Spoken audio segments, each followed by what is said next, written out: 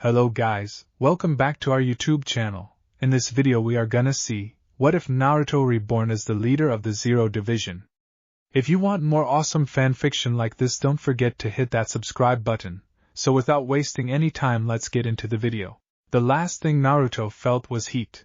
Not the familiar warmth of Kurama curled behind his ribs. That had been gone for years. A phantom ache he'd learned to live with. This was something else. The heat of two bodies colliding at the threshold of creation itself, where chakra stopped being energy and became something closer to law. The Otsutsuki's horn had punched through his sternum at the exact moment his fist had caved in the creature's skull, and for one crystalline instant they had simply held each other upright, two forces too stupid or too proud to fall. Then the white. Not darkness. That was the thing nobody warned you about. Death wasn't dark. It was white, absolute, textureless, a white so complete it pressed against the inside of his eyes like thumbs.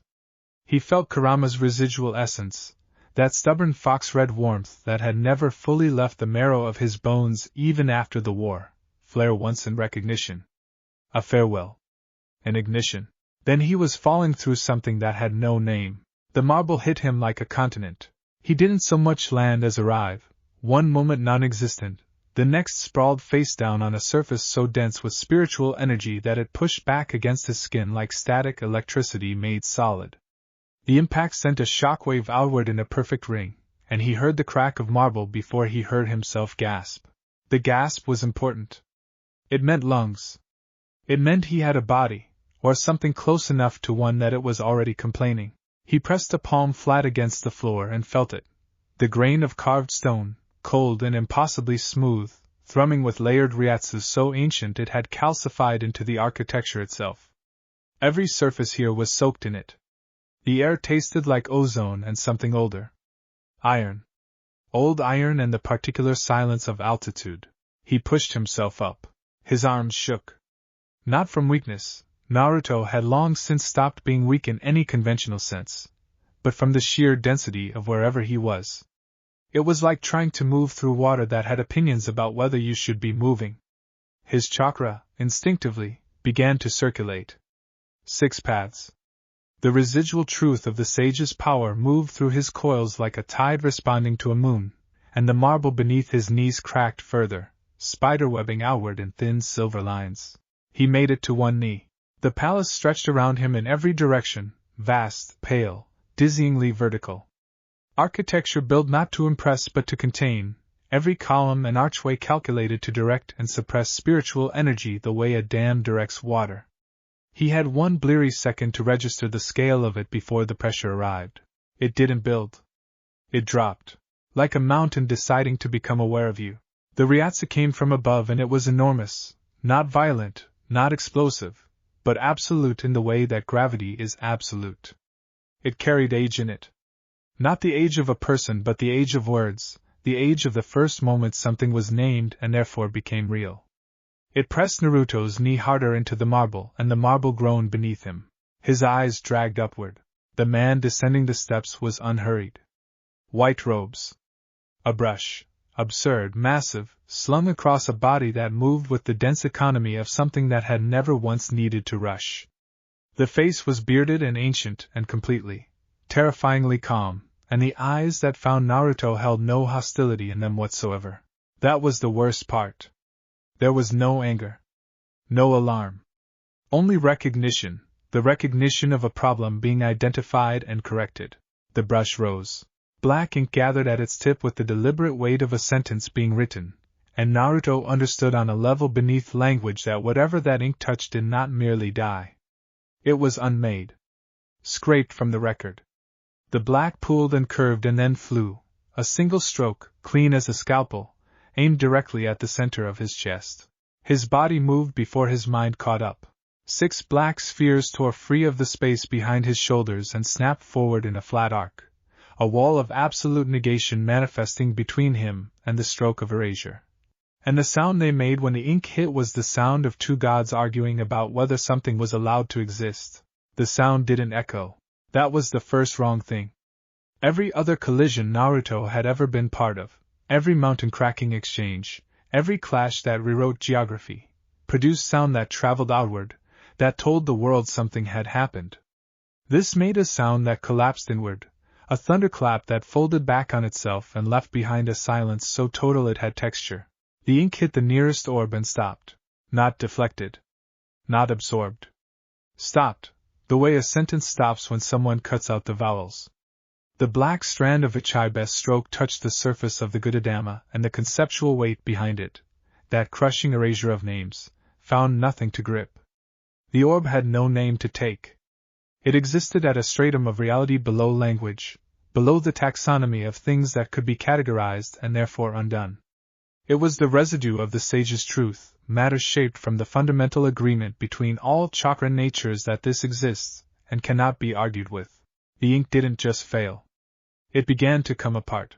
Naruto watched it happen from one knee, chest heaving, the taste of ozone sharp and electric at the back of his throat. The black strand frayed at the point of contact, slowly, then all at once, unraveling the way a word loses meaning when you repeat it too many times. The orb consumed it without heat, without violence. Simply and completely, the way the dark consumes light that wanders too far from its source. The other orbs drifted forward 6 inches, unprompted. Hungry. Across the courtyard, Ichibe Hyasop had gone very still. In his 10,000 years of existence, the monk had catalogued every category of power that had ever entered the palace's jurisdiction. He had named armies. He had named gods. He had reached into the nature of things and rewritten what they fundamentally were, and nothing that breathed or bled or burned, had ever refused that jurisdiction. Naming was the oldest power. Older than swords. Older than death. It was the first act, the act that made all other acts possible. The black in his brush was receding, not dramatically. The monk's face didn't betray panic. It was architecturally incapable of panic, but something moved behind those ancient eyes. A recalculation. A category being created in real time for a thing that had arrived without permission and didn't appear to have a slot. The foreign energy was not Ryatsu. It was not chakra in any configuration he had language for. It was both and neither, compressed by something catastrophic into a density that pressed against the courtyard's spiritual infrastructure the way a lodged bullet presses against bone. And at its center, the boy stood up. He rose from one knee to both feet in a single motion that was entirely too controlled for someone who had just arrived dead. His eyes, when they found Ichibe, were not frightened. They were not awed. They were the eyes of a man who had stared down existential horror so many times that the emotion had been replaced by something more efficient. Assessment. He was moving before the assessment finished. The speed was the second wrong thing. Ichibe had watched Shunpa used by masters for 10 millennia, had named Shunpa, in a sense, had touched its concept and understood its ceiling. What crossed the courtyard toward him was not Shunpa. It covered the distance between them with the lawless immediacy of something that didn't interact with space so much as disagree with the distance. The monk brought the brush around. He was fast. Genuinely, cosmically fast, and it didn't matter. The fist caught him just below the sternum, and the sound it made was not a crack or a boom but a deep, tectonic report, the kind of sound produced when something fundamental is rearranged. The 6 paths chakra detonated on contact. Not an explosion but an assertion, raw truth pressed into a single point of impact, and Ichibe Hyasop, the monk who calls the name of everything, left the ground. He took 3 pillars with him. Ancient marble, soaked in 10,000 years of concentrated Ryatsu, shattered against his trajectory like furniture.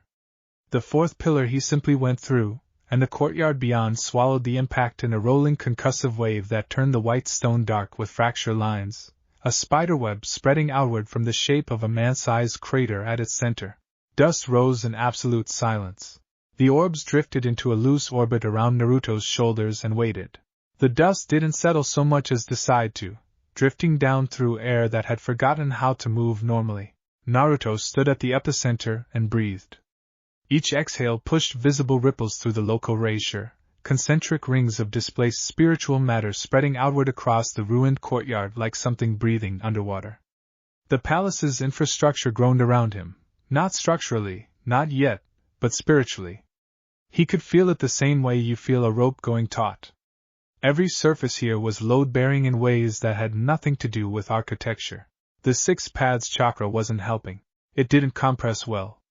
It never had. Normal chakra behaved. It followed channels, respected boundaries, stayed where you put it. The energy roiling through his coils right now was older than the concept of boundaries, and it showed, bleeding outward through his skin in lazy gold-white tendrils that ate small pieces of the surrounding reissue simply by existing near them. The marble beneath his feet had stopped being white. It was amber now, then dark gold, absorbing the overflow the way sand absorbs water. Across the rubble, something moved. A chibe emerged from the crater the way mountains emerge from erosion, slowly, and with the implication that the mountain was never damaged, merely rearranged. The white of his robes was gray with marbled dust. One sleeve was gone, and the arm beneath it was wrapped in a latticework of black lines, old calligraphy written directly into skin, each character dim and laboring. His face held an expression that had likely not visited it in centuries. Effort. The massive brush rose. Naruto watched the reissue around it respond instantly, rushing to feed it, the palace itself contributing to the power gathering at that ink-black tip. The Bankai condensed differently from the Shirkai, where the black had been absolute and erasing. This new energy was white and rewriting, a power designed not to unmake but to rename, to reach into the nature of a thing and replace what it was with something lesser. Something manageable. Naruto felt it reaching for him, felt it searching, the way you feel someone flipping through pages, looking for the entry that matches your face. Searching for the name of what he was so it could hand him a different one. It found nothing to hold. He was already moving. The Kurama avatar didn't manifest fully, there wasn't room, and he didn't need it. What emerged were the arms, 3 on each side, golden chakra limbs burning with a heat that had texture and weight, each one the size of a mature tree trunk, erupting from his back and shoulders in a corona of foxfire that turned the gray dust incandescent. They crossed the distance to a chibe in the same instant the monk's Bankai reached its apex, and the timing was not accidental. The first 2 arms pinned the brush. The next 2 found the monk's shoulders. The last 2 flattened against the ground on either side of his body, not touching him, not needing to, simply framing the space he occupied with enough concentrated 6 paths pressure that the reissue beneath him compressed into something approaching solid. A cage made of atmosphere. Of weight. Of the simple, geometric fact that Naruto was allowing him exactly this much room to exist in, and not 1 centimeter more. The chibe did not move. For a long moment the only sound was the structural complaint of the palace around them, and the low resonant hum of the avatar arms cycling chakra too dense for the local air to ignore. Then Naruto crouched at the edge of the crater, forearms resting on his knees, and looked down at the ancient monk with eyes that were ringed in ripple patterns and burning with a quiet, exhausted gold. "I'm going to ask twice," he said. His voice came out rougher than he intended, the voice of someone whose last memory was a fist through his own chest. "Where am I? And who the hell just tried to erase me 30 seconds after I died?" The silence that followed lasted exactly 4 seconds. Then the air changed. It didn't announce itself. It arrived, 4 separate pressures descending on the courtyard from 4 cardinal points simultaneously, each one distinct, each one enormous, each carrying the specific quality of Reatsu that has been refined across centuries into something that no longer resembles its original form. North, cold, surgical, with the aftertaste of frost and absolute precision. East, layered and ancient, a spiritual signature so complex it read like a language rather than a presence. South, contained violence, compressed into a geometry so perfect it felt mechanical. West, nothing. No. Not nothing. Emptier than nothing, a Reatsu shaped entirely by absence, which was somehow the most frightening of the 4. The golden avatar arms tightened. Nobody moved. The 4 presences held their positions at the courtyard's edges like points on a compass, and Naruto held his, and for a span of seconds the only dynamic element in the entire space was the slow amber drift of displaced reissue and the quiet, continuous fracturing of marble beneath his knees. He didn't release the avatar arms. He didn't adjust his crouch. He kept his eyes moving, north to east to south to west, cataloging, measuring the particular flavor of each pressure the way a veteran measures killing intent, different from anything he'd felt before. All 4 of them.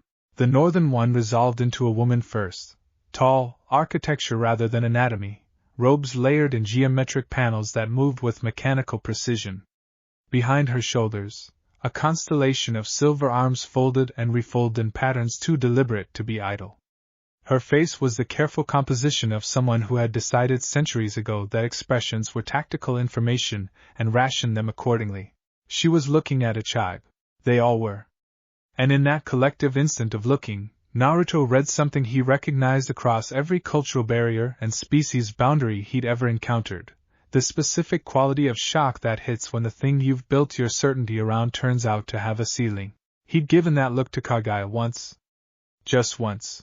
The Eastern presence took shape as an older man radiating the kind of heat that doesn't warm you, thermal energy refined past comfort into something that strips the air of ambiguity.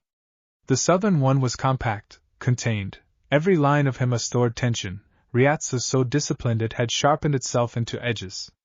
The western one was a woman whose presence tasted like fullness, like harvest, like the particular spiritual density of something that had fed 10,000 souls and remembered each one. The emptiness he'd initially read had been wrong. It wasn't absence. It was completion. The Reasserting of something that had already given everything away and kept doing it. For ancient weapons pointed at him. Naruto took a slow breath and let the truth-seeking orbs drift into a wider orbit, unhurried and deliberate, not a threat display, not a stand-down, simply a repositioning that said I see all four of you and the geometry still works in my favor. The avatar arms held. Then the palace spoke. Not in words. Not in sound. It moved through the erasure the way a heartbeat moves through a chest wall, felt rather than heard, a single pulse originating from somewhere so far above them that the distance itself was a statement. It passed through marble and memory and the spiritual signatures of 5 ancient warriors, and it carried within it something that had no adequate translation in any language Naruto knew. Recognition. Not welcome. Not warmth. The Soul King did not traffic in warmth. What radiated downward was older and more structural than emotion, the acknowledgement of something vast and taxonomic, the sensation of being seen and categorized and placed. Naruto felt it move through his chakra coils and touched the 6 paths residue there and simply stop, as if it had found what it was looking for and had nothing further to say on the matter. Around the courtyard, for bodies went rigid. It lasted 3 seconds. Then, in the north, the mechanical arms folded inward, panel by panel, with the quiet precision of a sentence being punctuated. Senjimara Shutara descended the courtyard's broken edge in steps that made no sound on shattered marble, and the layers of her robes followed the movement with architectural obedience. She stopped 6 feet from the crater's lip. Her eyes traveled from Ichiba's pinned form to the avatar arms to the ripple pattern burning in Naruto's irises, and she conducted what was clearly an extremely thorough assessment in approximately 2 seconds. Then she bowed. Not a diplomatic inclination. A deep, deliberate, structural bow, spine parallel to the ground, both hands collected, held for a duration that established its own gravity. Behind her, with varying degrees of resistance visible in posture alone, the other 3 followed. The hot-blooded one from the north last, and with considerable displeasure distributed evenly across his face. The bow broke. Senjimara straightened. Up close her eyes were the particular gray of deep water, the color of depths that had stopped caring whether light reached them. They found his with the focused attention of someone measuring a thing they intend to thoroughly understand, and the corner of her mouth arranged itself into something that was not quite a smile, and considerably more dangerous. The Soul King's silence is its own decree, she said. Her voice had the quality of thread being drawn taut. You entered this realm without invitation, defeated its guardian without ceremony, and carry an energy this palace has not felt in any prior age. The knot smile deepened by precisely calibrated degrees. By every law this division has upheld since its founding. Her silver arms spread wide in a gesture that managed to be simultaneously formal and predatory. Welcome, my lord. Leader of the Zero Division. She walked like a blueprint. Every step Senjimara took had the quality of a decision that had already been made and was simply being executed, and the hall she led him through enforced that impression. Corridors wide enough for armies, ceilings lost in pale luminescence, every surface carved with patterns that weren't decorative. Structural. The geometry here meant something. Naruto kept his hands loose at his sides and his chakra pulled inward as far as it would go, which wasn't far enough. The walls nearest him were developing hairline fractures at roughly 3-second intervals. You can stop trying to compress it, Senjumaru said, without turning. You're not leaking. The palace is simply recalibrating. It will adjust. How long does that take? It has never needed to before. A pause that contained no uncertainty whatsoever. We'll find out together. Her domain announced itself before the doors opened. Naruto felt the change in atmosphere the way you feel a weather front, a dense creative pressure saturating the air, the spiritual equivalent of a room where someone has been working intensely for a very long time. When the doors parted, the space inside defeated easy description. Vast, vertical, threaded from floor to ceiling with hanging silks in colors that didn't have names in any language he'd learned, and moving through them like a secondary nervous system, dozens of the skeletal golden arms, independent and purposeful, each engaged in some stage of construction too complex to follow. She turned to face him for the first time since the courtyard. Center of the room. Not a request. He went anyway, because he was still mapping the situation and compliance cost him nothing yet. The floor beneath the room's center was inlaid with a circle of silver characters. He couldn't read them, but he could feel them, faintly suppressive, designed to hold something in place for examination. He stepped into it, and felt the mild pressure of containment settle around his ankles like shallow water. The golden arms descended. There were 12 of them, and they moved with a coordination that suggested a single governing intelligence rather than independent operation. The first pair extended measuring instruments he had no name for, not tape, not light, something that read the space his body occupied as a spiritual object rather than a physical one.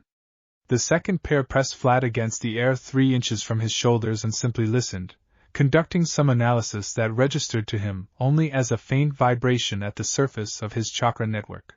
The third pair came close enough that he could feel the temperature differential. Senjumaru herself closed the remaining distance with the same architectural certainty she applied to everything, and at this proximity the full weight of her attention was a tangible pressure. Her eyes moved across him with the focused inventory of someone reading a document they find simultaneously troubling and extraordinary. Your musculature, she said, and one golden finger traced the air along his forearm without touching, retains tension patterns inconsistent with death. As if the tissue expects to be used again. Her head tilted precisely 4 degrees. And beneath that, the arm nearest his solar plexus paused. There. Something shifted in her voice. The predatory fascination sharpened into something more focused. That heat. It isn't yours. It's mine now, Naruto said. It was something else first. The golden arms pulled back slightly, reconfiguring, approaching from different angles now, mapping rather than measuring. Something old. Something that burned. Her eyes lifted to his. It lives in your cellular memory. Whatever it was, it didn't simply inhabit you. It became you. Naruto said nothing. The arms continued their work for a long minute. He was aware of her moving around him in a slow circuit, the layers of her robes generating that faint mechanical whisper, and he was aware, with the particular acuity of someone who had survived too many dangerous things to ignore his own instincts, that her proximity registered as something more complex than threat assessment. The air between them when she passed close carried the dense creative charge of her domain, and something underneath it, something that his nervous system apparently hadn't gotten the memo about being dead. He kept his expression neutral and his chakra inward and said nothing about any of it. You aren't Reasserting, she said finally, stopping in front of him. The knot smile was gone. What replaced it was more serious, and somehow more intimate, the expression of a craftsperson confronting a material they've never worked with. Not structurally. A Shinigami's soul is Reasserting at its foundation. We can be read, measured, integrated. You are. The golden arms spread in a gesture of rare uncertainty, dense. Compressed life force and spiritual pressure fused at a temperature this palace has no instrument to measure accurately. You exist in categories that don't have names here yet. Sounds familiar, he said. Her eyes held his for a moment longer than was strictly professional. Then she turned, and 4 of the golden arms swept outward in simultaneous gestures, 3 to various stations around the room and 1 toward the ceiling, pressing flat against the air in a signal that visibly propagated upward through the palace's Reasserting network like a stone dropped in still water. I cannot integrate what I cannot fully map, she said, her back to him, already moving toward a drafting surface covered in half-constructed designs. And I will not dress where I don't understand. One silver arm retrieved something from the hanging silks, white fabric, raw, uninfused, waiting. There is one healer in all of the Siriidii whose precision approaches the threshold this work requires. The signal continued upward, rippling through layer after layer of the palace's spiritual infrastructure, passing the boundary between realms with the authority of a royal summons. By the time she arrives, Senjumaru said, spreading the white fabric with hands that were already certain of what it would become, I expect you to still be standing. Try not to destabilize anything else. The summons arrived between breaths.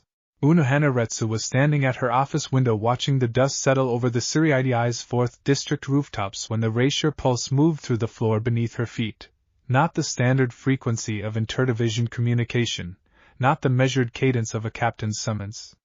This was higher. Structurally different. A vibration that originated from somewhere above the sky and carried in it the particular authority of a place that did not make requests.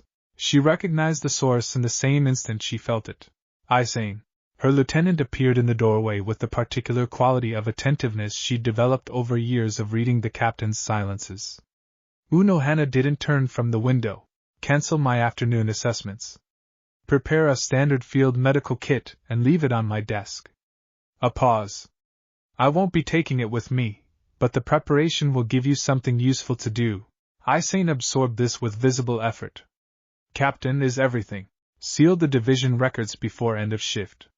She turned then, and her smile was the one she wore for everyone, gentle, unhurried, a smile with the quality of still water that went down a very long way. I expect I'll be gone some time. She changed into her captain's haori with the economy of someone who had dressed for war so many times the ritual had burned itself below conscious thought. The long braid fell over one shoulder, and she did not adjust it. Her zanpakuto settled at her hip with the familiar weight of an old conversation, and she felt, as she always felt when her fingers brushed the hilt, the deep, patient presence of Minazuki stirring in acknowledgement. Something interesting, the sword said, in the wordless language they'd developed across 1,000 years. Possibly, Unohana agreed, and walked out. The tenchurin ascended in silence. She stood at its center with her hands folded and her ryatsu drawn so completely inward that the pillar's spiritual sensors registered her as ambient background, a habit so old it operated without instruction. Around her, the sky darkened through stages that had nothing to do with time of day, the Siriidi's familiar spiritual ceiling giving way to the pressurized atmosphere of the boundary layer, then to something above that which had no meteorological equivalent. She had made this ascent before. Twice in her current tenure. Once at the end of the war, once before it began. Both times she had arrived knowing precisely what she was ascending toward. This time the summons had included a phrase that sat in her memory with the particular texture of genuine novelty. * unique, newly established anomaly. * the Royal Guard's communication protocols were ancient and formally precise. They did not improvise vocabulary. If they had needed a new phrase, it was because the existing ones had failed to cover the situation adequately. Unohana watched the boundary layer dissolve around the ascending pillar and felt, for the first time in an interval she did not care to calculate, the faint quickening of something she kept in a very small room behind everything else. Something that had been sleeping. Curiosity. The older, darker kind. The kind that had a different name in the centuries before she chose a different way of being. She smoothed it back down with the ease of long practice, and composed her expression into the still water, and kept her hands folded and waited. The doors opened outward. The pressure arrived before the light did. It was gold, that was the first thing, the color of it communicating itself directly to some sense below vision, a warmth that was not comfortable in the way that fire is not comfortable, heat with mass and intention behind it. It hit her in the chest with the physical specificity of a hand pressed flat against her sternum and push, not violently but completely, the way a tide is complete, admitting no gaps in its coverage. Unohana did not step back. She stood in the doorway and let her Reatsu absorb and assess the pressure with the clinical focus of a physician taking a pulse, cataloging it. Not Shinigami, not Hollow, not Quincy, not any hybrid configuration in her considerable taxonomy of spiritual architectures. It was older than its categories. Dense in a way that suggested not age but compression, as though something vast had been collapsed repeatedly into progressively smaller configurations without losing any of its original mass. The room beyond was Senjumaru's workroom, recognizable in its vertical geometry and layered silks, though several of those silks were currently scorched along their lower edges. And standing in its center, weight distributed with the unconscious ease of someone who had long since stopped needing to think about where their body was in relation to danger. He was young. That was the first wrong thing. Young in the way that certain very old things appear young because they predate the concept of aging. The haori hung from his shoulders half-finished, pitch black where it was complete, raw white where Senjumaru's work hadn't yet reached, and against his sun-darkened skin the contrast was stark enough to read as deliberate. Whisker marks. 3 on each cheek, fine as blade scars. The eyes that found hers across the room were blue, genuinely, uncommonly blue, and they assessed her with the same unhurried precision she was applying to him. Behind her sternum, in its small room, the old dark curiosity pressed both hands against the door. She crossed the room the way water finds level, naturally, without apparent decision, the path simply being the one her feet chose.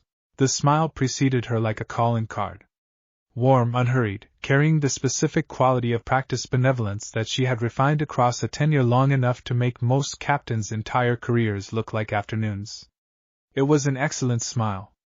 It had reassured dying men and steadied crumbling lieutenants, and on at least 3 occasions convinced people who should have known better to turn their backs to her. "You must be our unexpected guest," she said, and her voice had the same quality as the smile, still water, deep and gentle, with nothing visible below the surface. "I am Unohana Retsu, 4th Division Captain." She stopped at a conversational distance, and inclined her head with the precise degree of deference appropriate for an unknown quantity of potentially superior rank. "I've been asked to conduct an evaluation. I'll try not to take up too much of your time." Naruto looked at her. He didn't say anything immediately, which most people didn't notice about him until it was too late, that the silences weren't empty, that something was running behind those blue eyes with a speed and thoroughness that his easy posture was specifically designed to obscure. The 6 paths chakra moved through his nervous system in a continuous low current, and one of the things that current did, quietly and without fanfare, was feel. Not Reatsu. Not spiritual pressure. The actual emotional substrate beneath those things. The texture of what someone was made of below the architecture they showed the world. He felt Senjumaru's creative hunger, her precise territorial awareness, her fascination with him as a material problem. He felt the distant burning patience of the other Zero Squad members elsewhere in the palace. He felt the Soul King above them all, vast and structural and almost entirely without feeling in any recognizable sense. And he felt Unohana Retsu. The smile was a door. A very good door, old wood, solid frame, quality craftsmanship, the kind of door that most people registered as a wall and never questioned further. But beneath it, pressing against the other side with the patient, continuous pressure of something that had been contained a very long time. An ocean. Black water. Fathomless. Warm in the way that old blood is warm, carrying in its depths the accumulated weight of violence so ancient it had composted into something almost geological. It wasn't rage. Rage was hot and specific and burned itself out. This was colder and more permanent. The bloodlust of something that had loved killing long enough to metabolize it, to build its own skeleton from the calcium deposits of 10,000 ended lives. It pressed against the door and breathed. And she was smiling at him with her still water smile and waiting for him to be a patient. The corner of his mouth moved first. "Nice smile," Naruto said. "Reminds me of someone I knew." He tilted his head half an inch, and something in his eyes shifted, not hardening exactly, but clarifying, the way water clarifies when the sediment settles.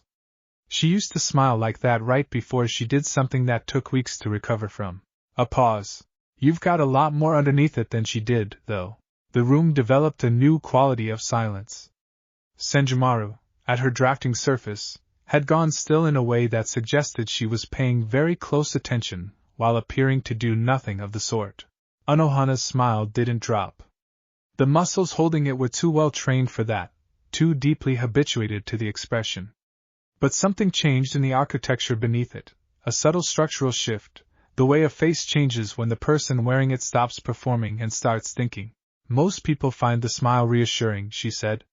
Her voice had lost approximately 3 degrees of its warmth, and the remaining temperature was more honest for it. Most people probably aren't feeling what's behind it. And what, she said carefully, do you feel behind it? Something that's been waiting a long time. He held her gaze without particular aggression, not a challenge, a statement.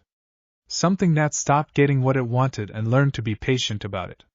Something that's deciding right now whether I'm interesting or just loud. Another silence. Longer this time. Unohana looked at him. Actually looked. The clinical assessment stripped of its bedside framing, the physician's gaze replaced by something that predated that role by several centuries. She examined the whisker marks, the weight of his posture, the casual geometric drift of the black orbs in his peripheral orbit, the way his chakra pressed against the room's erasure without apology. She examined the fact that he had seen her in approximately 30 seconds. 30 seconds. With no prior knowledge, no context, no centuries of accumulated rumor to guide him. Simply looked and seen, the way very few things in her long existence had ever seen, and not flinched from what the looking found. The smile changed. It happened slowly, not a sudden drop but a genuine metamorphosis, the warm water surface cooling and deepening until what remained was still beautiful in the way that very dangerous things are beautiful, precise and economical and completely without the performance of reassurance. The smile of something that had stopped needing to seem harmless. It suited her considerably better. Interesting, Unohana said softly, and the word carried the specific weight of a woman who had not used it sincerely in a very long time. Or loud. Her head tilted a precise degree. I find myself revising the question. The chamber was white in the way that intent is white, not absence of color but presence of purpose, every surface calibrated toward clarity. The erasure here had been compressed and filtered until it carried no ambient noise, no spiritual interference. A room designed to show exactly what was present and nothing else. Naruto sat on the examination surface with his haori folded beside him and said nothing about the temperature, which was several degrees colder than the rest of the palace. Unohana moved around him with the economic precision of someone who had conducted 10,000 examinations and retained, from all of them, only the gestures that were strictly necessary. Her kit was open on the adjacent surface. She hadn't touched most of it. Her hands, when they worked directly, pressing flat against the air near his skin first, reading the spiritual topology before making physical contact, the way a cartographer reads elevation before committing ink to paper. Breathe normally, she said. I am breathing normally. She didn't respond to that. Her fingers found the ridge of scar tissue below his left clavicle, and the breath she took was almost inaudible, almost entirely professional. Almost. The Chidori scar ran from the anterior chest wall through to the approximate exit point behind his left shoulder, a tunnel of disrupted tissue that had healed wrong in the specific way lightning damage heals wrong, not smoothly, not in the clean lines of blade work, but in a branching pattern that followed the original current's path like a river delta rendered in pale skin. Old. Decades old. But in the spiritual medium of a soul, age didn't soften texture the way it did in living tissue. It was as immediate as the day it was made. A lightning technique, she said quietly, and it wasn't a question. Her thumb traced the branching without pressure, reading it the way blind readers read script. Precise.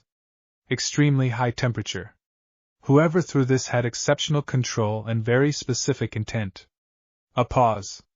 And was someone you trusted, or you wouldn't have let it reach the chest. Naruto's jaw moved slightly. Old story, he said. All the interesting ones are. She moved. Her hands found the right arm next. What remained of its spiritual impression, the phantom architecture of a limb that had been severed and replaced, the replacement itself now dissolved back into whatever medium souls returned to. What persisted was the memory of the joint, the shoulder's compensatory tension patterns built up across years of accommodating a prosthetic that was almost but never entirely the thing it replaced. Her fingers spread across that shoulder and stayed. This one was taken, she said. Not in the same engagement. Her eyes moved to his face briefly, reading his expression the way she'd read the scar. You kept fighting after. Wasn't really an option. No, she agreed softly. I imagine it rarely was. The seal she found last, and the seal stopped her. Her palm pressed flat against his abdomen and the erasure between her hand and his skin reacted. Not violently, not aggressively, but with the specific resonance of two complex systems recognizing each other as complex. She felt the impression of the thing that had lived there, the layered architecture of a containment designed to last a lifetime, its foundations still present in the spiritual tissue the way load-bearing walls remain present in a demolished building as weight distribution and shadow. The silence in the room had developed mass. She was close, proximity required by the examination, justified by the examination, and also simply present as a fact that the room's calibrated silence made impossible to distribute attention away from. The warmth of his chakra at this distance was specific, pressing against her Reatsu with a continuous gentle force like a second heartbeat that wasn't hers. Her voice, when she continued, was lower. This isn't a body that was lived in, she said. These aren't the marks of someone who survived things. Her hand hadn't moved from the seal's impression. This is what a weapon looks like when it's been used correctly. Every scar is load-bearing. Her eyes came up to his and the smile she wore now was the honest one, the one with the dark water under it, close enough that he could identify the precise moment it shifted from clinical to something older. Whoever made you understood exactly what they were making. That's one way to look at it, Naruto said, and his voice had gone carefully even in the way voices go even when the speaker has decided that evenness is the appropriate response to a situation that is developing texture. Her thumb moved a quarter inch against the seal's impression. The doors opened. The doors didn't slam. That would have been beneath her. Senjimara entered the way she entered every space she decided to occupy, with the quiet authority of someone who had already redecorated it in her mind and was simply waiting for the physical reality to catch up. The mechanical arms folded behind her shoulders in their resting configuration, but resting was a relative term.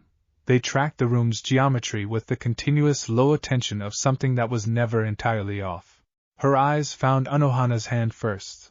The pause she allowed was precisely long enough to be noticed and precisely short enough to be deniable as commentary. You've been thorough, she said. The compliment had the structural integrity of a paper bridge. Unohana's hand remained where it was for one additional second, not long, not dramatic, simply present for exactly the duration she chose, before withdrawing with the smooth economy of someone who had decided to withdraw and was not being made to. She turned to face Senjimaro with her honest smile, the dark water one, which she apparently felt the occasion merited. Thoroughness is the difference between medicine and guessing, she said warmly. I wouldn't expect the distinction to be immediately apparent from the outside. The mechanical arms extended slightly at their joints, a millimeter, maybe two. An involuntary tell that Naruto suspected Senjimaro would be displeased to know she possessed.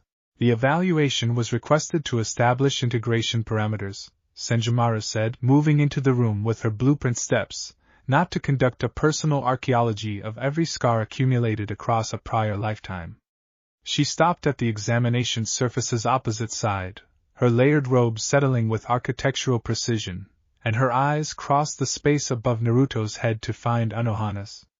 Some of us have work to complete that requires him vertical and cooperative, and he will be both, Unohana replied, retrieving a notation instrument from her kit with the unhurried movement of someone whose schedule was entirely her own, when I have finished establishing that the process of integration won't kill him.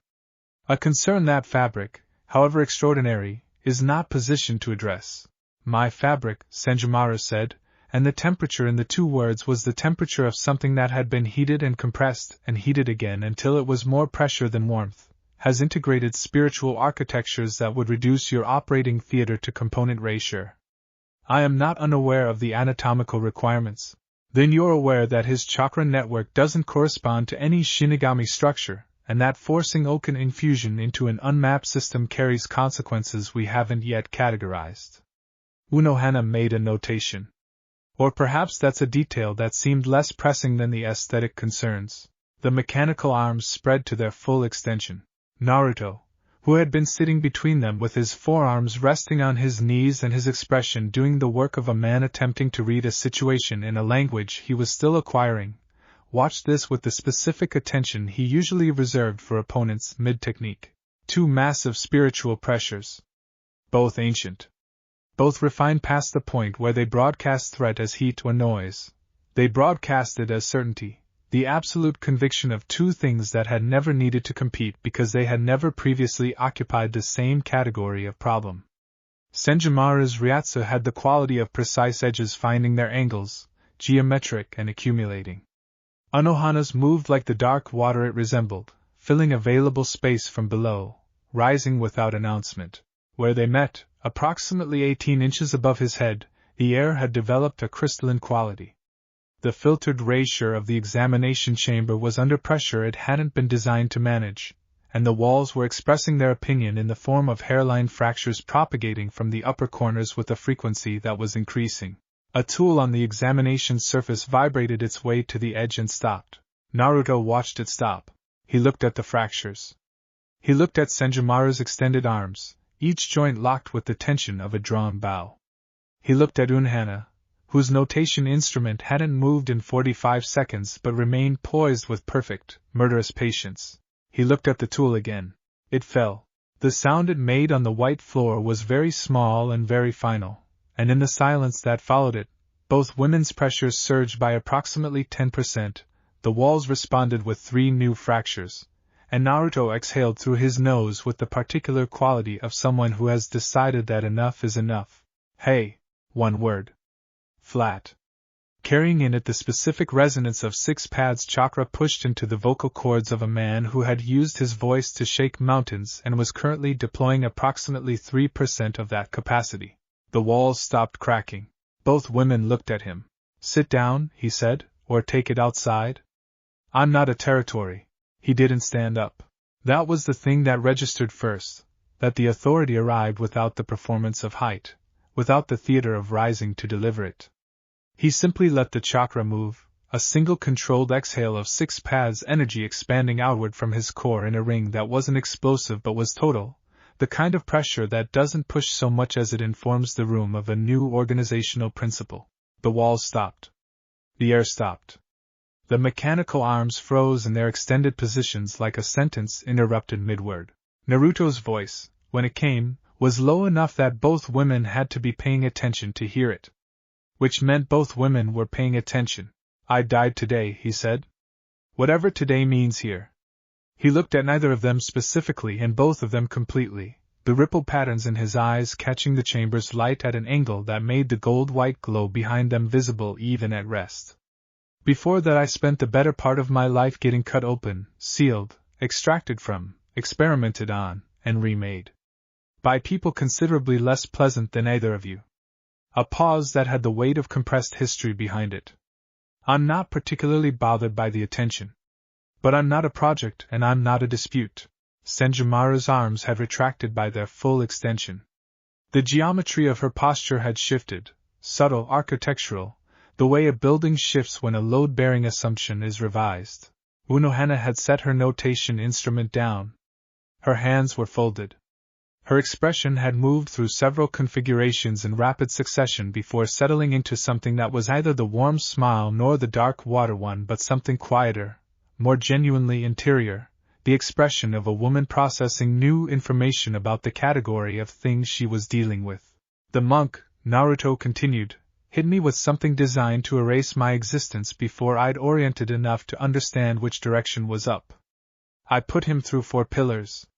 He let that sit for exactly as long as it needed to. That's the context we're all operating in. I'm not interested in rehearsing it. The chakra settled back inward, the pressure withdrawing with the controlled economy of someone who had deployed exactly what was needed and was now finished deploying it. The room exhaled. Tonight's done, he said. Both of you. Whatever needs finishing gets finished tomorrow. A silence that had a different quality from the ones preceding it, not charged, not accumulating, but genuinely still. The silence of two very old, very powerful things recalibrating. Senjimara moved first. Her arms folded into their resting configuration, and she collected herself with the smooth efficiency of someone whose dignity was structural rather than performed. It didn't require defense because it wasn't contingent on circumstances. She inclined her head at an angle that managed to convey both acknowledgement and the reservation of further opinions. "The Haori will be ready by morning," she said, and left. Unohana remained a moment longer.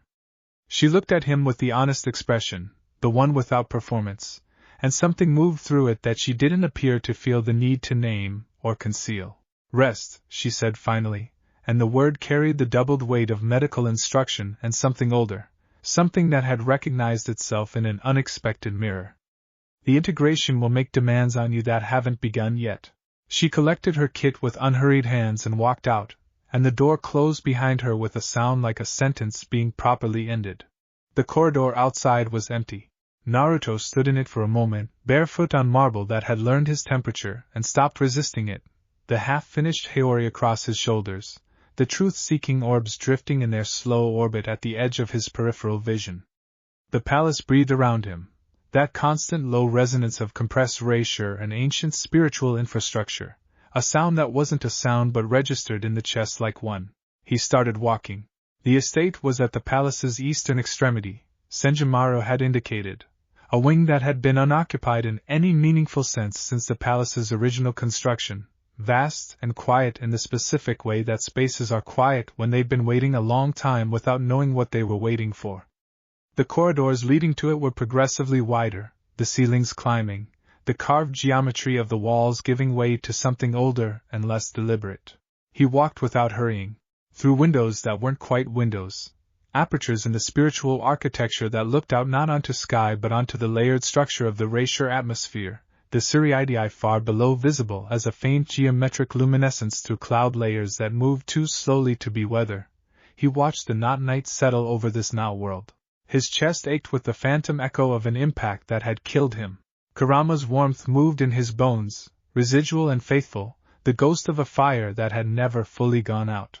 The estate doors were tall enough to be impractical and old enough to have developed their own spiritual gravity. They opened inward at his approach without being touched, the erasure recognizing what the Soul King had designated and making the appropriate accommodations. The space beyond was enormous and dark and entirely, profoundly his. He stood in the entrance for a moment, feeling the silence of it. Then he walked in, and the doors closed behind him, and the palace settled into the long quiet of its first night with a new king. The estate had never been lived in. That was the particular quality of its silence, not the silence of a place where sound had stopped, but the silence of a place where it had never properly begun. The furniture was real, the silk on the surfaces was real, the weight of the air and the depth of the carved ceilings were all real, but they had the feeling of stage elements assembled by someone working from a description of habitation rather than experience of it. A room that knew what rooms were for without having been told why. Naruto moved through the outer chamber without lighting anything. He didn't need light in the conventional sense. The six paths chakra produced its own low ambient luminescence, gold-white bleeding from his skin in the dark like foxfire, enough to read the room's geography without committing to full illumination. The effect it produced on the ancient silk wall hangings was strange. They absorbed the color differently from the white reishi light of the corridor, returning it warmer, amber-shifted, and for a moment the room looked almost like somewhere a person might actually live. He found the inner chamber.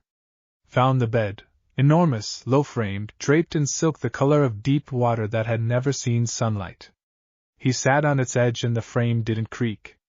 Everything here was too old and too dense to creak.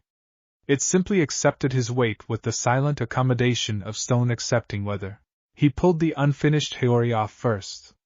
Set it across the footboard with more care than the garment strictly warranted, which he noticed and didn't examine.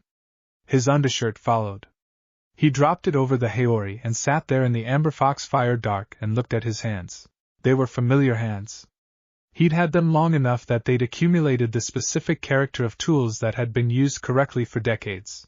The calluses distributed across the palms and fingers in the precise pattern of someone who had thrown and caught and gripped and released 10,000 different things with the same fundamental intention. They looked like what they were. Earlier today, whenever today was, in whatever relationship this realm had with time, they had hit something ancient enough to have named the concept of names, and the thing had gone through 4 marble pillars. He turned them over. Turned them back. In the village, there had always been noise to come back to. Even in the worst of it, the loneliness, the wars, the losses that restructured him from the inside out, there had been the sound of Konoha underneath everything. Whined through the valley. The particular acoustic signature of 10,000 people living in proximity, the ambient evidence of a world that continued regardless of what you were carrying. Here there was nothing. He felt the loss of it not as a sharp pain. Those had largely finished with him years ago, grief metabolized by repetition into something more structural, but as an absence of background. Silence where there should have been noise. The specific wrongness of a frequency that had played continuously for 50-some years simply stopping. Sasuke. He let himself think the name. Sakura. Kakashi-sensei, already long gone by the end, his absence its own old ache. The village. His son's face. His daughter's voice, the particular way she called for him that he never had enough of. He pressed the heels of his hands against his eyes and sat with it for a while. The 6 paths chakra circulated on its own, the way breathing circulates on its own, autonomous, continuous, the system maintaining itself without instruction. It pressed outward against the estate's erasure the way warmth presses against cold air, a continuous negotiation at every surface. He could feel the palace around him through it. The Soul King above, vast and structural and not quite present in any way he had language for. The Zero Squad distributed through the palace's wings, their signatures distinct and familiar enough now that he could read them without attention. He felt the vibration before he consciously identified it. Subtle. Deliberate. A single frequency moving through the erasure outside his chamber doors with the specific quality of something that knew exactly how to move through erasure without disturbing it, which meant it was choosing to let him feel it. Not a mistake. A communication. He lowered his hands from his eyes. The orbs drifted from their loose orbit at the room's edges into a tighter formation behind his shoulders. Not aggressive. Aware. He sat without moving and watched the doors. The erasure vibration held its deliberate frequency, patient and unhurried, carrying in it the particular quality of something that had decided to be here and was comfortable with whatever came next. The doors opened without sound. She moved like calligraphy. Each step was a deliberate stroke, weight transferring with the patience of someone who understood that the space between movements was as meaningful as the movements themselves. The golden arms extended behind her shoulders in their full array, all 12, joints articulated to their widest configuration, but slowly, the way wings extend before flight rather than before attack.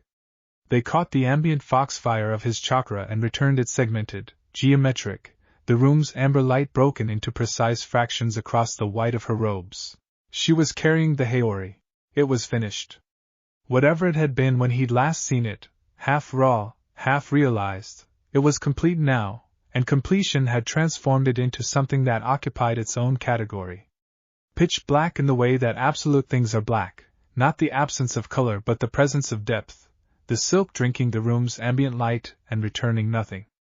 Along its edges, where the fabric ended, the darkness didn't.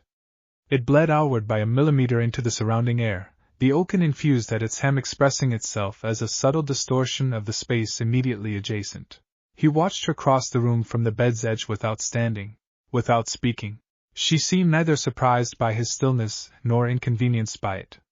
The mechanical arms moved in their slow independent patterns, and one extended ahead of her to set the Haori across the footboard's corner with the particular care of a craftsperson handling something that represents a specific quantity of their existence. The weave required adjustment, she said. Her voice was calibrated to the room's scale, not quite exactly, but proportional, filling exactly the space available without surplus. The oaken takes to most recipients by approximation. For you, approximation wasn't structurally sound.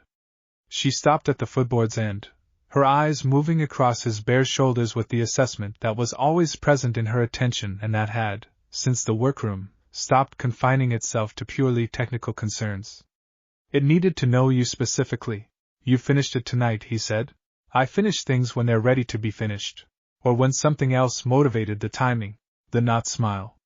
It arrived at the corner of her mouth with the ease of something returning to a familiar position.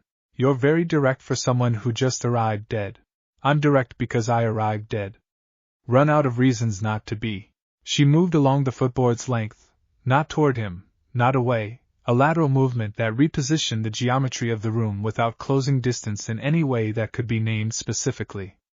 The golden arms drifted with her, two of them extending toward the nearest spiritual lantern where it hung adjacent to the chamber's left wall.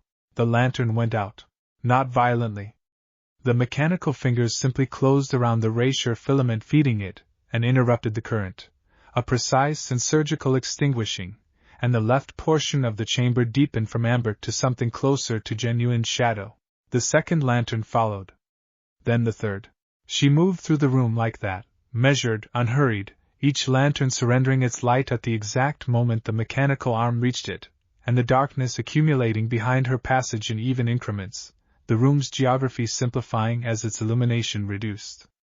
The foxfire of his chakra and the faint luminescence of her mechanical arms became the primary light sources, and what they produced together was something between visibility and concealment. The heavy doors she addressed last. Two of the golden arms extended backward without her turning, finding the door's frame and the locking mechanism housed within it, a spiritual seal rather than a physical one, Reishi threaded and palace keyed, designed for a privacy that this realm took seriously. The arms engaged it with the ease of someone operating familiar equipment. The seal compressed into place with a sound like a held breath finally released. She turned then. Fully, for the first time since entering, facing him across the diminished distance of a room that had become, in the span of 2 minutes, an entirely different kind of space.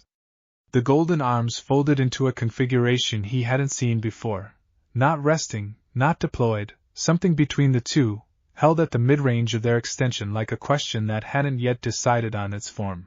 The darkness between them was warm. His chakra was doing something involuntary at the surface of his skin, not defensive, not aggressive, simply responsive, the 6 paths energy reacting to the room's new atmosphere the way it reacted to genuine novelty. Present. Attentive.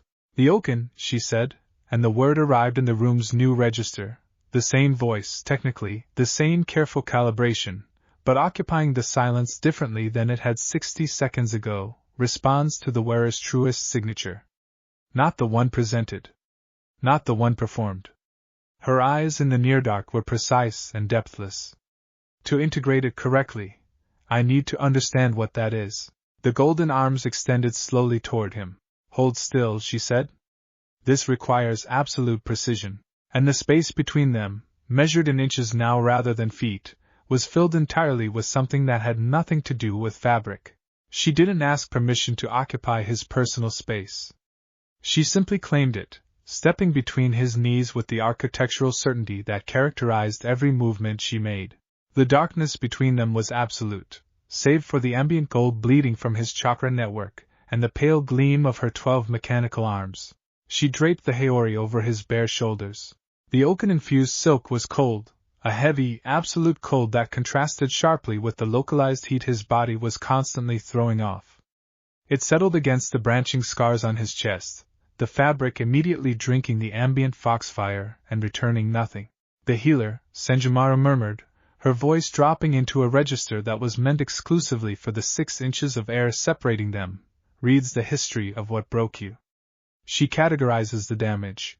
One of the golden arms drifted downward, a single metallic digit tracing the air a millimeter above his collarbone. It didn't touch the skin, but the Reasser differential was so extreme that he felt it as a physical pressure. I find archaeology entirely uninteresting, she continued. Naruto didn't lean back. He stayed exactly where he was, his 6 paths eyes locked onto the fathomless gray of hers. The truth-seeking orbs behind him shifted, their orbit tightening as they sensed the spike in her intent, but he kept them leashed with a fraction of a thought. And what do you look for? He asked. His voice was rough, unhurried. Capacity, she breathed. The not smile returned, sharper this time in the shadows. It was the look of a predator realizing the cage door was open and deciding to walk inside anyway. You wear the power of a god, but your pulse is erratic. Your chakra runs hot. Underneath all that absolute truth, you're still remarkably mortal. She leaned closer. The scent of her Reatsu was intoxicating, ozone, old silk, and the sharp, metallic tang of creation. I want to know, she whispered, her lips hovering agonizingly close to his jaw, what kind of king you are when there are no witnesses left to impress. Naruto's chakra flared, a sudden, heavy pulse of golden pressure that made the mechanical arms behind her vibrate. He let a smirk pull at the corner of his mouth. You locked the doors, shut off the lights, and stepped into my guard.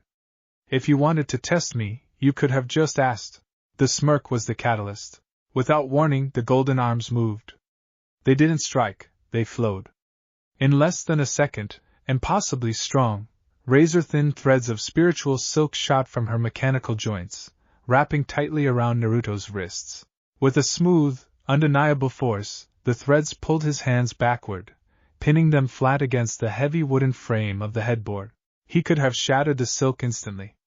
A single pulse of truth-seeking negation would have eaten the construct alive. He didn't.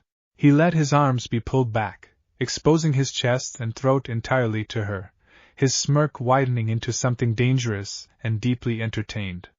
He was giving her the illusion of control, and they both knew it. Senjumaru's smile mirrored his, triumphant and wicked. She pressed her hands flat against his chest, feeling the chaotic, burning density of his heart beating against her palms. She leaned in, her breath hot against his ear, and whispered exactly what she intended to do to the new leader of the Zero Division to properly welcome him to his throne. Lemon skipped. He woke before the palace did. That was the way of it. His internal clock, calibrated across decades of shinobi fieldwork into something more reliable than any external signal, pulled him up from sleep at the threshold hour when darkness was making its final argument before conceding to dawn. The unfamiliar ceiling resolved above him in the pale pre-light, carved geometry and compressed ratio, and for exactly 2 seconds he didn't know where he was. Then he remembered everything, in the specific sequential order that memory uses when it has a great deal of ground to cover. He sat up.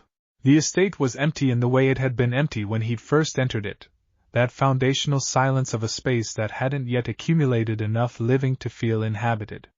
Except the silence was slightly different now. Not warmer exactly.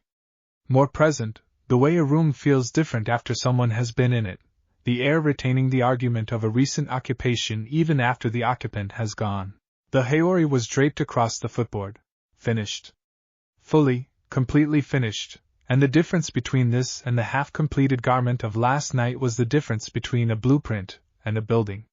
It occupied its corner of the room with a gravitational quality that had nothing to do with its physical weight, the darkness of it distinct from the surrounding shadows in a way that suggested the fabric was doing something the shadows were not. He crossed to it and picked it up. The weight was wrong, more than silk should weigh, less than the density he could feel moving through it suggested. The oaken expressed itself not as heat or pressure but as recognition, a constant low-frequency acknowledgement moving between the fabric and his chakra network in both directions, the garment reading him as he read it. He stood with it in his hands for a moment, feeling the integration happening in real time, the oaken threads finding his spiritual architecture and making their careful accommodations. Then he put it on. The settling of it across his shoulders was significant in a way he didn't have precise language for. It was the sensation of something that had been made specifically for him, not adjusted, not approximated, but made, constructed from a fundamental understanding of what he was, finding its correct position for the first time. The oaken moved through his chakra network like water finding channels, integrating with the 6 paths residue without resistance, and for a moment the foxfire luminescence of his skin brightened by several degrees before settling back. He stood in the estate's entrance, and felt the weight of it settle permanently. Then he walked out into the morning. The morning light in the royal realm wasn't sunlight. It was something adjacent to it, rays sure excited to a luminescence by the Soul King's proximity, filtered through atmospheric layers dense enough to have their own weather, and what reached the palace's exterior surfaces was warm and directionless, sourceless the way the light inside a pearl is sourceless. It made the marble look like bone. It made the fracture lines from yesterday's impact look like a map. Naruto stood in it and breathed. The oaken's integration had continued through the night, deepening from the initial settling he'd felt in the estate into something more structural. Root systems, he thought, the way a transplanted tree sends roots into new soil. He could feel the palace the way he'd once felt his own chakra network, as a continuous topographic awareness, every chamber and corridor and spiritual load-bearing element present in his perceptions simultaneously. The soul king above like a sun that expressed itself as pressure rather than light. The Zero Squad distributed through the palace's wings, their signatures distinct and readable. He could feel the courtyard below where he'd put a chibe through the marble. The repair work the palace's own erasure had performed overnight, autonomous, structural, the way a body closes wounds. Almost complete. A faint asymmetry remained where the fourth pillar's replacement hadn't fully integrated with the surrounding spiritual architecture. He filed that away and looked at his hands once. Then he pressed his palm flat against the air in front of him and pushed. Not a combat release, nothing diffuse, nothing ambient. A single needle of compressed 6 pads chakra threaded through the Oaken's royal authority, and sent downward through the palace's infrastructure the way an electrical signal travels through purpose-built wire. It reached every Zero Division signature simultaneously, and it carried in it no particular language, no imagery or concept. Only the geometric fact of a command. Come. The silence that followed lasted 4 seconds. Then Kirinji arrived first. Hot displacement, the air cracking faintly at his point of arrival the way superheated air cracks, his reatsa flaring once in what might have been surprise before compressing back to its disciplined resting state. Hikifune materialized beside him with the completeness of her presence, that harvest warmth filling her immediate atmosphere. Nemea appeared at the courtyard's far edge with the specific casual precision of someone who had moved very fast and was pretending he hadn't needed to. Senjimara descended. She came from above rather than horizontal, her mechanical arms spread in their full configuration, robes settling around her landing with architectural patience. Her eyes found him with the directness that had characterized every interaction between them from the first moment, and stayed there. He looked at all 4 of them from the courtyard's center and let the silence establish itself before he used it. I've read the palace's records, he said. This was true in the specific sense that the Oaken's integration had provided him a structural understanding of the realm's history the way a building's architecture communicates its purpose. Every major incursion the Siriidii has faced in the last several centuries, the Wandenrake, the Espada, everything before, the Royal Guard's response was to watch. To maintain the boundary. To protect the palace and let the lower realms manage. No one disputed this. That's done. He let the 2 words sit without elaboration because they didn't require it. I don't hold ground by waiting for threats to reach me. We're going to know everything happening in the Siriidii. We're going to be in contact with the Captain Commander's office by end of day. And when something moves against the lower realms, the Oaken threaded through his voice without his particularly intending it, the royal authority present simply because he was present, we move first. Kirinji looked like he had opinions. He kept them. Nemea was smiling with the loose, understated quality of someone recalculating their afternoon. Senjimara's mechanical arms had stilled entirely. Naruto turned back toward the palace and spoke over his shoulder. Find out who the current Captain Commander is and get them a message. Tell them to expect contact from the royal realm. He paused at the courtyard's edge. Tell them Ichibe sends his regards. 300 miles below, through atmospheric layers and boundary membranes and the pressurized ceiling of the Siriidi's permanent cloud cover, in a monitoring room that smelled of chemicals and ambition and the particular anxious sweat of researchers who understood exactly how much trouble their data could cause. Every alarm went off at once. Suppress that noise, Mayuri Kuratsuchi said, without looking up from the primary display. His voice had the quality of someone who was already several steps ahead of the emergency, and found the alarm's enthusiasm tedious. The noise suppressed. The data remained. He looked at it for a long time. The column where Ichibe's spiritual signature had registered for as long as the monitoring system had existed, millennia of data, the oldest continuous record in the 12th Division's archive, was empty. Not fluctuating. Not reduced. Empty, the way a container is empty when its contents have been removed rather than consumed. Adjacent to it, in the frequency range the system had no prepared category for, something golden and massive and wrong in the specific way that genuinely unprecedented data is wrong, was broadcasting with the continuous steady confidence of something that had decided to be there and wasn't particularly interested in whether the instruments were ready for it. Mayuri set down his instrument. "Get me Captain Kairaku," he said. Now, the lab had a smell when things were going wrong. Mayuri had identified it years ago and catalogued it with the same dispassion he applied to everything. The specific combination of overheating monitoring crystals, stress-reactive Reasser compounds burning off their stabilizers, and the particular nervous system chemistry of researchers who understood the data they were reading and wished they didn't. It was present now in concentrations that suggested a significant proportion of his staff had reached the wishing stage. "Stop recalibrating," he said, to the room generally. "The instruments are functioning correctly. The data is the problem." Someone at the tertiary station made a sound that wasn't quite a word. "If that sentence confused you," Mayuri continued, moving to the primary array with his hands clasped behind his back, "you are in the wrong division." The display in front of him was doing something displays were not architecturally designed to do. It was presenting information that contradicted its own foundational assumptions. The monitoring system had been built on certain axioms, the way all structures are built on axioms, that certain signatures were permanent, that certain quantities were fixed, that the upper realm operated within parameters established at the Soul Society's inception and refined across its entire history without fundamental deviation. HAREM's signature had existed in the system's records for longer than most of its other entries had existed as concepts. It was the oldest continuous data point the 12th Division maintained. It was, in a functional sense, one of the things the system measured against, a fixed reference point, a spiritual constant from which other measurements derived their meaning. The column was empty, not zeroed, not suppressed. Empty in the way that a coordinate is empty when the thing it was tracking has ceased to exist at that location, cleanly, completely, without the residual decay signature that accompanied spiritual death. HAREM had not died.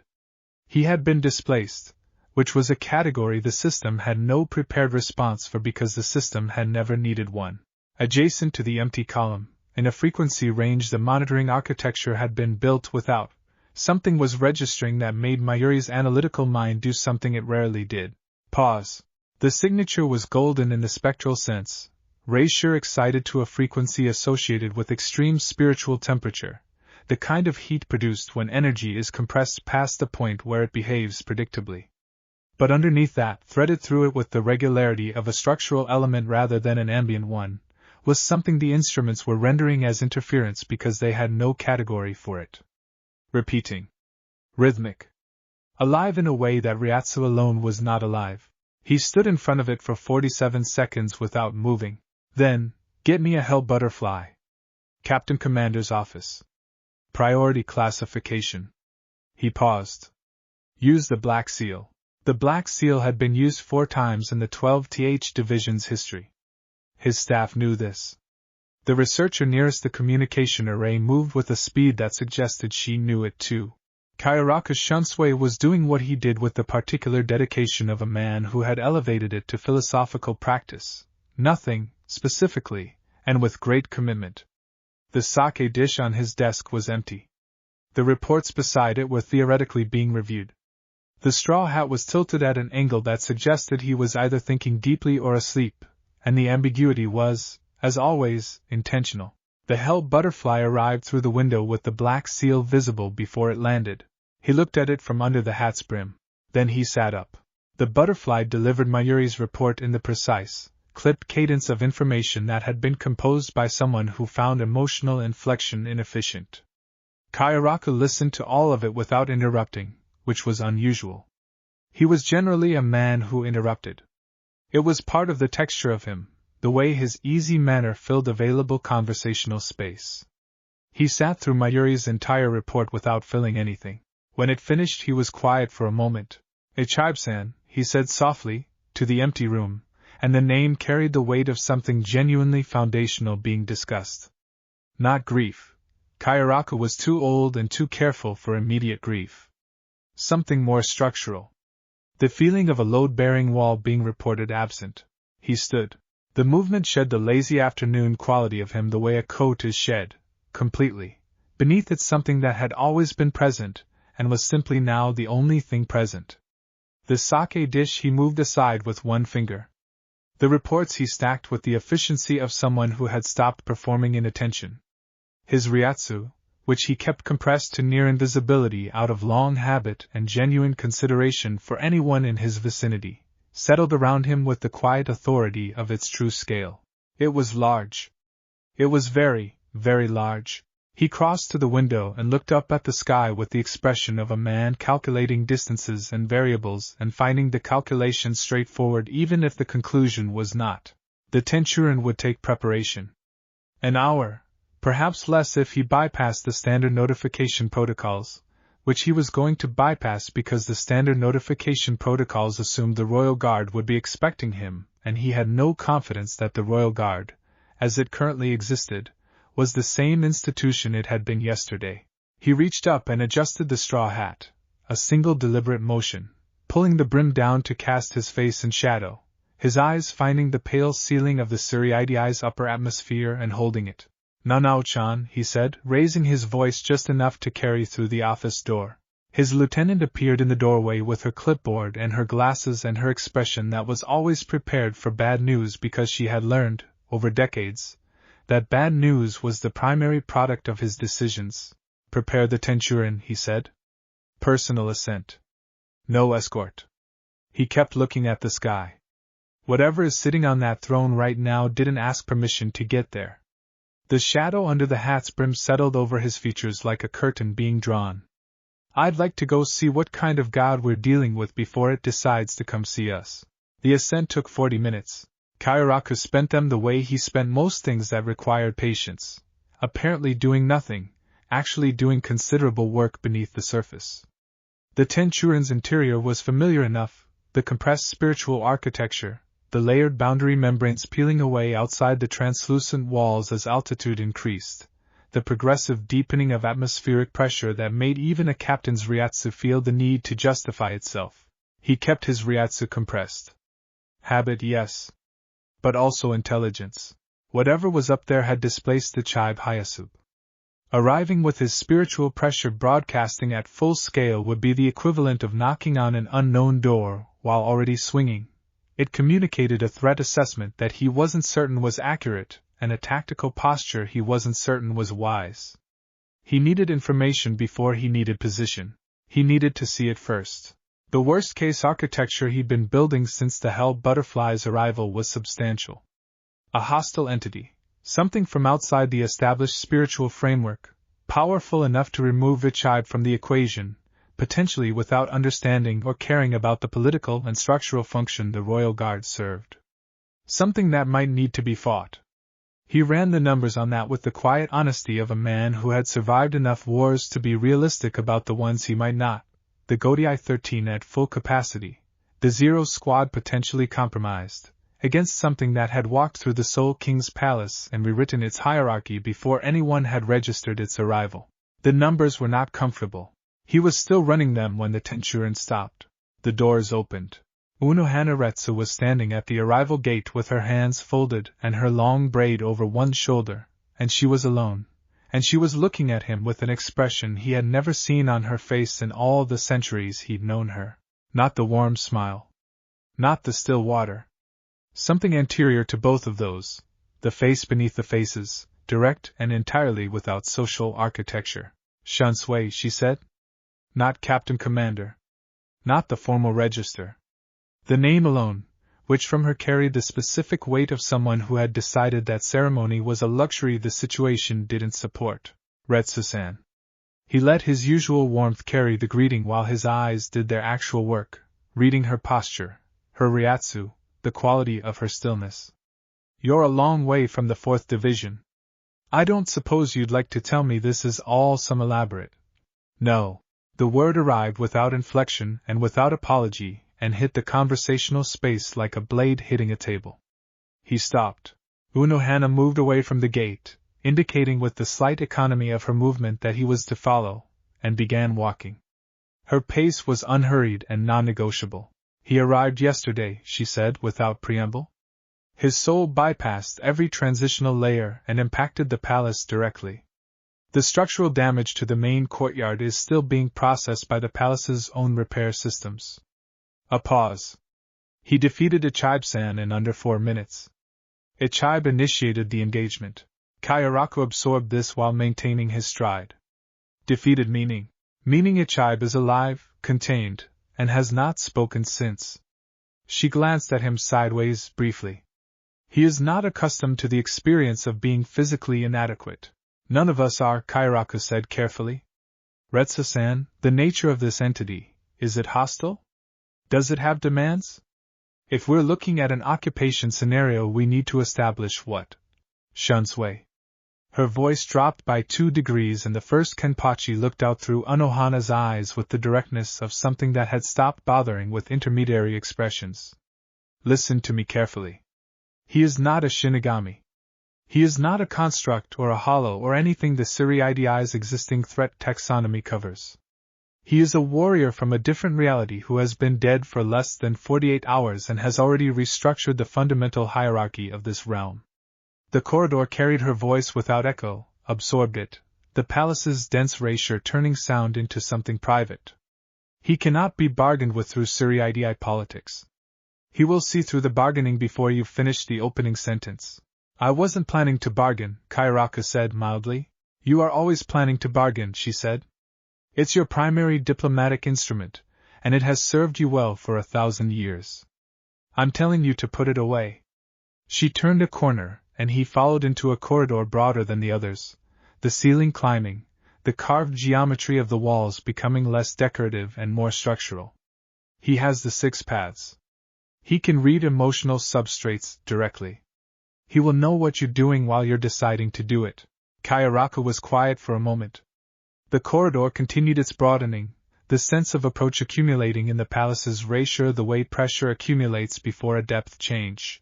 You sound, he said carefully, like someone who has formed a significant impression in a short period of time.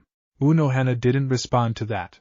The doors at the corridor's end were enormous, not in the decorative sense of palace architecture emphasizing scale, but in the functional sense of a threshold that was making a statement about what lay beyond it.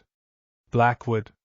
Or something that had the quality of black wood, dense and ancient, inlaid with gold characters that moved with the continuous slow drift of something alive. The oaken's authority expressed itself through the material, pressing outward with a low, constant force that Kayaraku felt in his sternum before he felt it anywhere else. His Ryatsu, despite his best efforts, compressed itself another fraction. Unohana stopped before the doors and turned to face him with the first Kenpachi's directness still wearing her features. Whatever you plan to say, she said quietly, decide now whether you still want to say it. The doors opened inward. Kayaraku had stood before a great many powerful things in his life and had developed, across that experience, a reliable internal instrument for measuring the specific quality of power in a room, not its quantity, which was a cruder measurement, but its nature. Whether it was earned or inherited. Whether it was performed or simply present.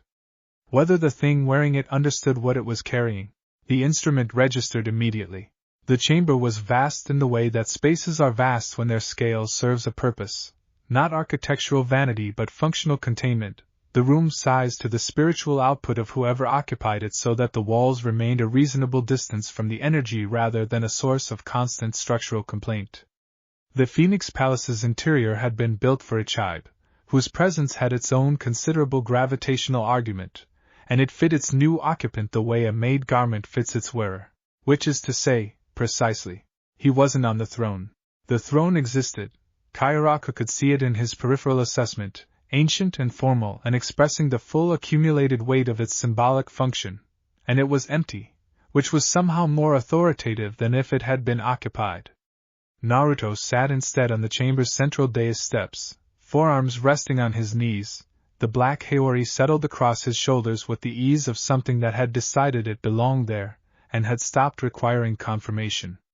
The foxfire was low, a faint gold-white luminescence at the edges of the fabric, at the collar, at the cuffs, present the way breathing is present. Continuous. Unconsidered. The Zero Squad flanked him.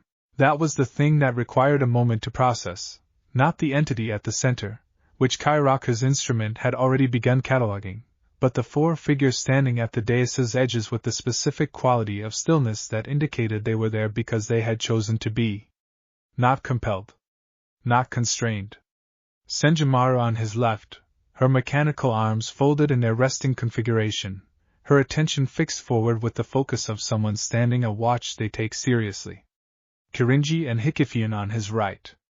Nemea at the far edge with his hands in his sleeves and his eyes half closed, which Kayaraka recognized as the focused resting state of someone whose hands could be moving before the eyes fully opened. Ancient things. Things that had seen the Soul Society's entire history and had their own opinions about how it should proceed. Standing in voluntary attendance, Kayaraka took all of this in over the span of 3 steps and composed his expression into the warm, slightly apologetic openness he'd spent a millennium calibrating for exactly this kind of room. "Forgive the unannounced visit," he said, letting his voice carry the chamber's length without raising it, a technique, warmth distributed across distance to arrive intimate rather than projected. "The Captain Commander of the Godiai 13 ascending without proper notification is a breach of protocol I'm genuinely embarrassed by. Unfortunately, the circumstances seem to suggest that protocol was operating under some revision." He stopped at a respectful distance and smiled with his eyes. "I'm Kayaraka Shunsui. I've been responsible for the Suriidi's well-being for some time now, which means I have a professional interest in understanding the nature of any changes to the Royal Realm's leadership structure." He let the smile carry another few seconds. "I wonder if you might be willing to help me understand the current situation regarding Ichibanos." "He's fine," Naruto said. 2 words. Flat, not unkind, carrying in them the specific quality of a door being gently but definitively closed on an avenue of inquiry. His eyes had found Kayaraka's at the moment he spoke and hadn't moved since, and the 6 paths ripple patterns were clearly visible at this distance, gold-white rings burning with a low, continuous light that had nothing to do with the room's illumination. "He went for erasure before I'd oriented enough to understand which way was up," Naruto continued, with the matter-of-fact delivery of someone reporting field conditions. "I put him down. He's alive, he's in the palace, and when he decides to have a conversation instead of another attempt, I'm available for it." He let a moment pass. "That answers your first question. The one you were actually asking." Kayaraka's smile remained present through considerable internal effort. "You're very direct," he said pleasantly. "I've been told." Naruto's weight shifted forward slightly on the dais step. "You came up here with 2 concerns. Whether I'm hostile to the Suriidii and whether you can negotiate with me. The answer to the first one is no.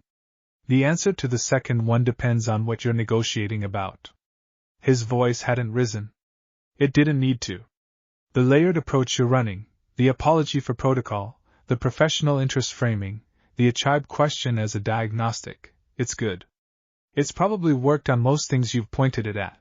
Something in Kayaraka's expression settled into a more genuine configuration.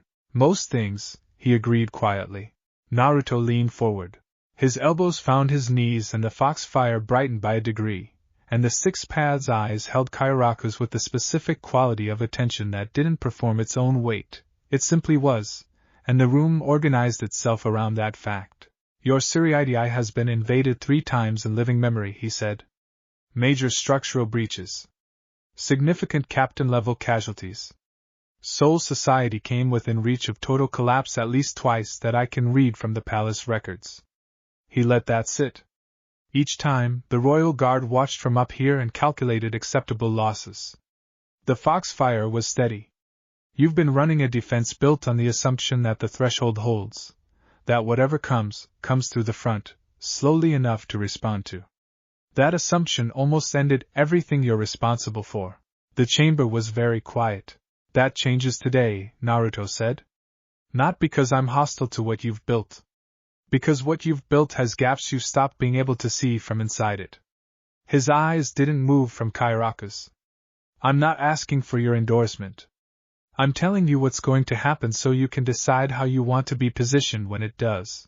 The pressure arrived without announcement. That was the thing about it. There was no build, no escalating sense of incoming force that would have allowed Kayaraka's Reatsu to brace and compensate. It simply expanded from Naruto's position with the directionless completeness of a tide coming in, filling the chamber's available space from every surface simultaneously, pressing against the walls and the ceiling and the floor with the even, absolute force of something that wasn't performing pressure but simply was pressure, at this scale. The foxfire on the Haori's edges brightened and held. Kayaraka felt his own Reatsu compress, not dramatically. He maintained his posture, his expression, the careful architecture of his outward composure. But the compression was real and involuntary in his internal instrument, which had been running its assessment since the chamber doors opened, updated its estimate with the silent, significant finality of an abacus completing a calculation. The estimate was catastrophic, not hostile. The pressure carried no aggression, no heat of intent, none of the specific frequency signatures that preceded combat deployment. It was more fundamental than that. The pressure of a mountain is not hostile. It is simply what the mountain is, expressed outward, and the thing that happens to structures inadequate to contain it is not the mountain's intention. It was the single most clarifying sensation Kayaraka had experienced in a millennium of clarifying sensations. The Godai 13 governs the world below, Naruto said. His voice was the same, level, unhurried, carrying no additional force. The pressure was a separate statement made in a separate language. That doesn't change. You make the calls. You run the divisions. You handle what can be handled at that level. He looked at Kayaraka with the directness of someone who had decided simplicity was the only appropriate register for this particular truth. But you answer to this palace now. Not to a passive authority that signs off on outcomes. To me, specifically, which means I'm accessible and I'm paying attention and I expect to be informed when something is developing that has the potential to reach the level of what I've read in those records. And when it reaches that level, Kayaraka said carefully, you drop in. The simplicity of it was its own weight. No politics. No deliberation about acceptable losses or strategic withdrawal. If something is moving against the Suriidii at a level that threatens the structure, the foxfire pulsed once, steady, the zero division comes down. All of us. Kayaraka thought about Senjumaru's mechanical arms in his peripheral vision. Thought about the report of 4 marble pillars, and Ichiba's empty column in the monitoring array. Thought about what all of that looked like multiplied by 5, dropping through the Suriidii's ceiling without notice. That's a significant offer, he said. It's not an offer. It's the operational structure. Naruto's weight settled back slightly, the pressure easing by degrees, not withdrawing entirely, simply redistributing to its ambient level, the level that apparently constituted this entity's resting state. The Godai 13's pride is legitimate. What you've built works and the people running it are capable. I'm not here to replace that. Something moved through his expression, not quite a smile, not quite the weariness behind it, something that occupied the space between them honestly. I'm here because I've watched what happens when capable people are left without adequate support, and told that holding the line is enough. It's not enough. It was never enough. The line moves. The chamber was quiet for a long moment. Kayaraka looked at the man on the dais steps, the whisker marks, the scarred hands, the eyes that had stopped glowing and were simply present now, tired in a way that had nothing to do with sleep, and performed the assessment he'd been building since Mayuri's hell butterfly arrived. Not hostile. Genuinely not hostile, which was almost harder to process than hostility would have been, because hostility had established responses. This required something else. A recalibration that went down to the foundational level of how the Soul Society understood its own structure. He inclined his head. Not the diplomatic inclination, not the layered gesture that carried its own negotiating position embedded in its angle. A genuine one. Brief, unelaborated, carrying only what it meant. I'll need to brief the captains, he said. Take the time you need.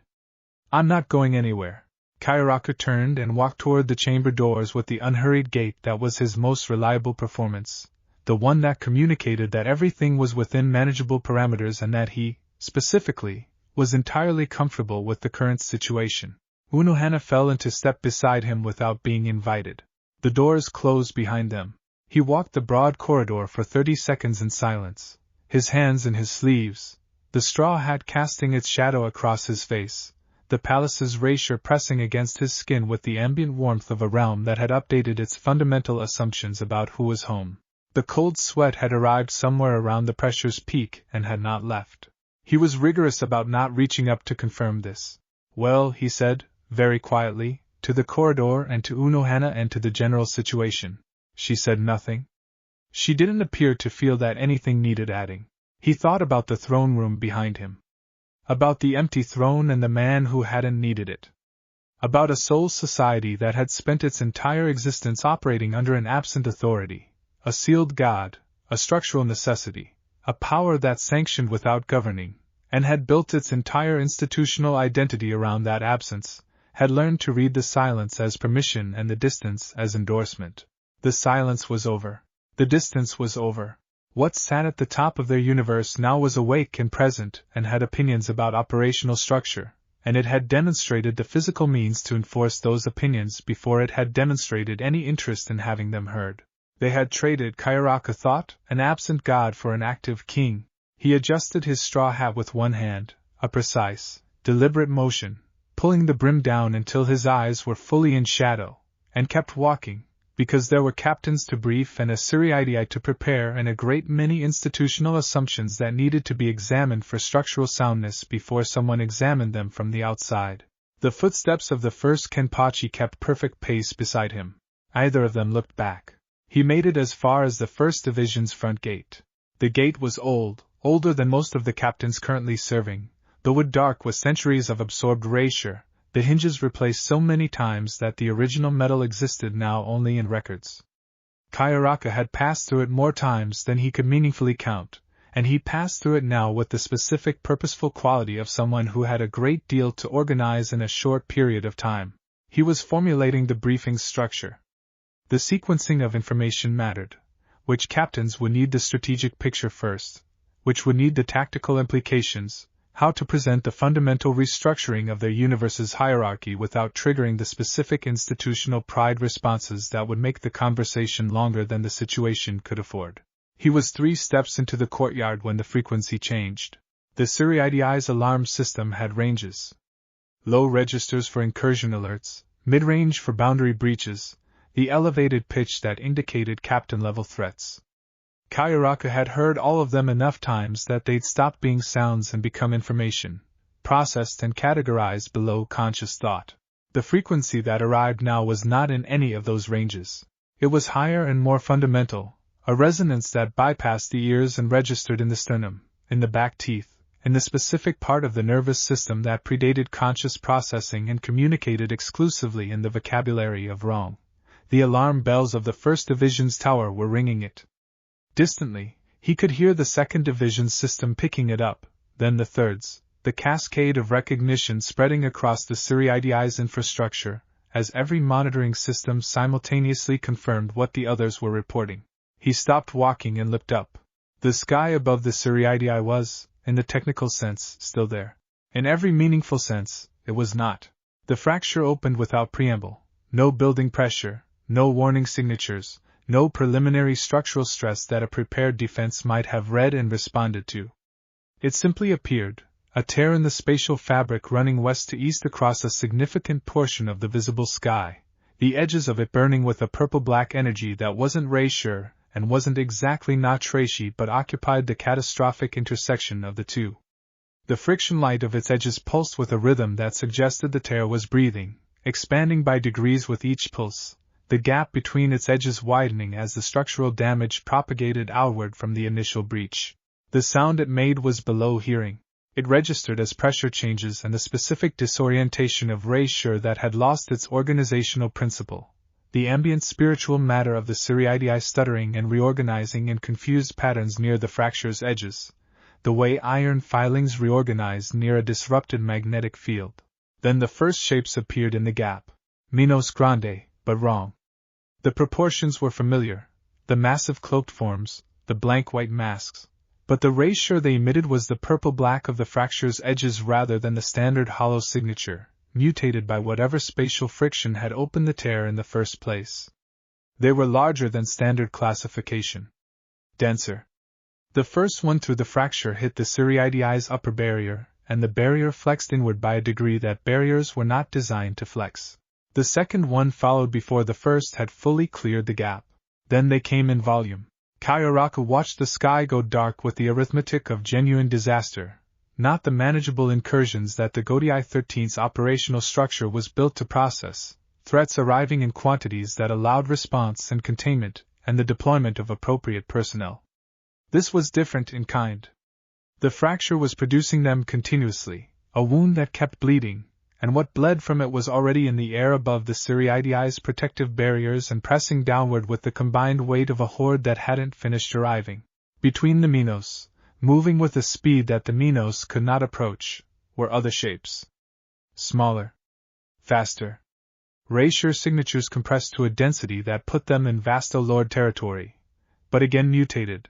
The spatial friction had done something to them that his analytical mind couldn't categorize in real time. They moved like the fracture's energy had been poured into organisms. Like the tear itself had decided to have instincts. The upper barrier cracked. A single fracture line, running diagonally across the section nearest the tear's center. Then two more, propagating outward from the first. The sound they made was the sound of something that had held for a very long time, running out of reasons to continue holding. Across the Siriidii, he could feel the captain's Reatsa spiking as they registered the alarms. Zaraki's going from zero to full deployment in the single step of someone who had been waiting for a reason, Soifin's precise and immediately directional, the newer captain's signatures carrying the specific frequency of people recalibrating their understanding of what this day was going to require. Kayaraka looked at the sky. The mathematics were simple and catastrophic. His captains were exceptional. Several of them were generational talents, warriors whose capabilities had no reasonable ceiling in any conventional engagement. Against a contained incursion, against a defined threat with definable parameters, the Godai 13 was exactly what it had always been, sufficient. Against a fracture that wasn't closing, producing mutated Vasto Lord-class entities in continuous volume, while the structural barriers of the Siriidii developed new fracture lines every 30 seconds. The third barrier crack appeared. He had time to think, with the specific clarity that arrives in moments of genuine overwhelm, that the briefing he'd been planning was no longer the relevant order of business. Then he thought about a black Haori and Foxfire and a man who had said if something is moving against the Siriidii at a level that threatens the structure, the zero division comes down. The fourth crack. The sky was dark. The Siriidii was burning in pieces. Not comprehensively. Not yet. But in the specific sectional way that large-scale battles burn, isolated catastrophes developing their own momentum before linking into something unified and total. The 2nd Division's eastern barracks were structurally compromised. The 7th District's barrier had failed completely, the gap now functioning as a secondary entry point for the smaller, faster Vasto Lord variants that moved through confined spaces with the purposeful aggression of things that had been designed for exactly this. The 11th Division's training grounds had become the engagement's densest point by the straightforward logic of its members running toward the fighting rather than away from it. Byakuya stood at the 6th Division's perimeter with Senbin Zakura fully deployed. 1,000,000 blades. Each one operating at the precision of his absolute control, moving in patterns refined across decades to maximize spatial coverage and eliminate the gaps that opponents attempted to exploit. Against any conventional engagement, the display was definitive, beautiful in the cold, functional sense of something that did what it was designed to do completely. The pressure was pushing it back. Not through any countermeasure, not through technique, or intelligence, or tactical response. Simply through mass, the sheer accumulated weight of mutated Reasserting pressing against the blade field like water pressing against a dam, finding the edges, the angles, the mathematical limits of what one person's concentration could maintain against continuous overwhelming volume. His eyes were steady. His Reatsa was steady. The blade field was losing ground by inches and the inches were accumulating. He released more of himself into it. The field expanded, brightened, each petal sharpening to its absolute edge. The nearest wave of Minos variants came apart in the field's outer range. More came through the gap in the sky. In the 11th Division's grounds, Zaraki Kenpachi was bleeding from 3 locations that Kayaraka would have considered significant and Zaraki apparently considered irrelevant. The mutated Vasto Lord that had opened the deepest cut, left shoulder, through the muscle to the bone, was no longer in a condition to have opinions about the exchange. Neither were the 11 things that had come at him in the 30 seconds following it. The ground around him had the specific geography of a Zaraki engagement, a cleared radius that expanded with each swing, populated by the former contents of opponents that had made the sequential error of being closest. He was laughing. Not the performance of laughter, not the battlefield intimidation tactic that less experienced opponents sometimes attempted to read it as. The genuine article, pulled from somewhere that the blood loss and the relentless volume and the odds hadn't reached yet, a place that was apparently having a significantly better time than the rest of the situation warranted. More, he said, to the sky and the horde and the general direction of everything. The blood ran freely down his left arm and dripped from his fingers around the sword's hilt, and he didn't reach up to address it. Come on, More obliged. Kayaraka stood at the Suriidi's center and did the mathematics one final time. They were losing. The conclusion wasn't emotional. He'd moved past the stage where conclusions like this carried emotional weight during their formation, a development that several centuries of warfare had produced whether he'd wanted it or not. It was structural. The rate of incursion exceeded the rate of elimination by a margin that the captain's exceptional capabilities were narrowing but not closing, and the barrier's fracture lines were multiplying faster than the Suriidi's own repair mechanisms could process. In 40 minutes, perhaps 50, the barrier would fail comprehensively. After that, the mathematics stopped being interesting. His hands found his blades. The weight of them was familiar in the way that the oldest things are familiar, not nostalgic, not comfortable, simply known, the knowledge residing below thought in the muscle and the bone. He looked at the sky above the swarming dark shapes and thought, with genuine regret, about the collateral architecture of what he was about to do. His Bankai did not discriminate. It could not be made to discriminate. The night it produced would fall on his own people as fully as it fell on the horde, and the things that happened to people inside that night were not things he could undo afterward. He thought about the alternatives. The alternatives were this, or losing everything. He was opening his mouth, the release words forming in his throat, the specific cadence of the command that would unlock what he kept most deeply contained. The sky turned gold. Not gradually. Not from any direction. It simply became gold, from the center of the zenith downward, a burning that was the color of foxfire and the temperature of something that had made a decision. The mutated erasure of the fracture's edges, the purple-black that had been the invasion's signature color since its beginning, went silent in the new light. Not eliminated, not yet, but overwritten, the gold establishing itself as the dominant frequency with the absolute ease of something that wasn't competing. Kayaraka's release command stopped in his throat. He looked up. The gold burned brighter, and brighter still, and the shadow of every Minos in the sky above the Suriidii sharpened to razor precision as the light behind them intensified. The shadows of things about to be addressed, cast long and dark across the burning city below. The gold condensed. That was the only word for what happened to it. The diffuse burning that had replaced the sky's color drew inward from every direction simultaneously, contracting toward the zenith with the purposeful geometry of something being gathered rather than something dissipating. The horde registered it before the Suriidi's defenders did. The mutated Vasto Lord variants changed behavior first, the purposeful aggression stuttering, the forward momentum hesitating, the frequency of their erasure signatures shifting in the specific way that prey signatures shift when the calculation changes. The gold continued condensing. It formed 5 points. Not gradually. The transition from diffuse to concentrated happened in the span of a single breath, the burning light collapsing into 5 distinct cores of luminescence at the zenith, each one a different character, the central point hottest and most chaotic, the others arranged around it with the loose geometry of things that had chosen their positions rather than been assigned them. For 3 seconds they simply existed there, 5 new stars burning at the roof of the Suriidi's sky. Then they fell. No tenchurin. No controlled descent, no graduated entry through the boundary layers with appropriate atmospheric courtesy. They came through the ceiling of the world the way conviction comes through hesitation, without asking, without slowing, the boundary membranes parting ahead of them not because they were forced apart, but because the physics of the situation left no alternative. The sound of it arrived before they did.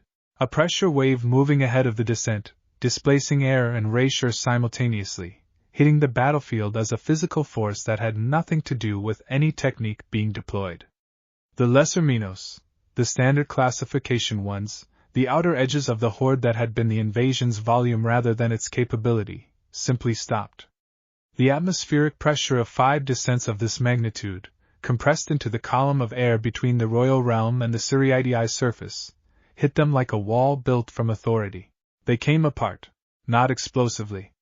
The reassure that composed them lost its organizational coherence in the new pressure gradient and dispersed, hundreds of forms simultaneously losing the argument for their own continued existence, dissolving into the ambient spiritual matter of the Siriidi's air in a cascade that moved outward from the descent's central column in a perfect ring.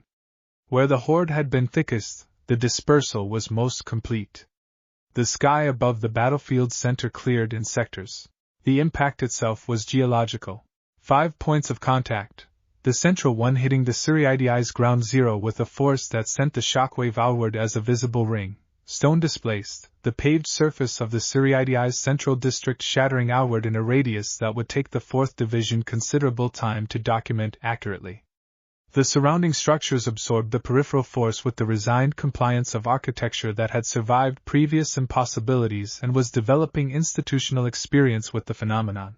The dust rose in a column. It hung for a moment, catching the foxfire light from within, backlit and ambergold, the specific visual grammar of a clearing battlefield waiting for assessment. Then it settled. Naruto stood at the epicenter. The Haori was unaffected, not dramatically, not through any visible technique, simply unaffected, the black fabric hanging with the same precise weight it had carried in the Phoenix Palace, as though the descent and the impact and the shockwave had occurred in a different set of physics from the ones governing the garment. The foxfire ran along its edges with the same low, steady luminescence. His hands were loose at his sides.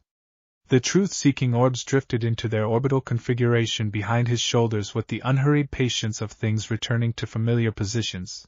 The ground around him had stopped existing in its previous form.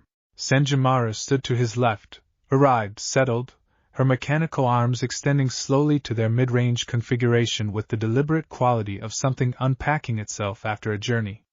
Her robes had caught the descent's wind and were still completing their return to perfect arrangement. Unohana stood to his right.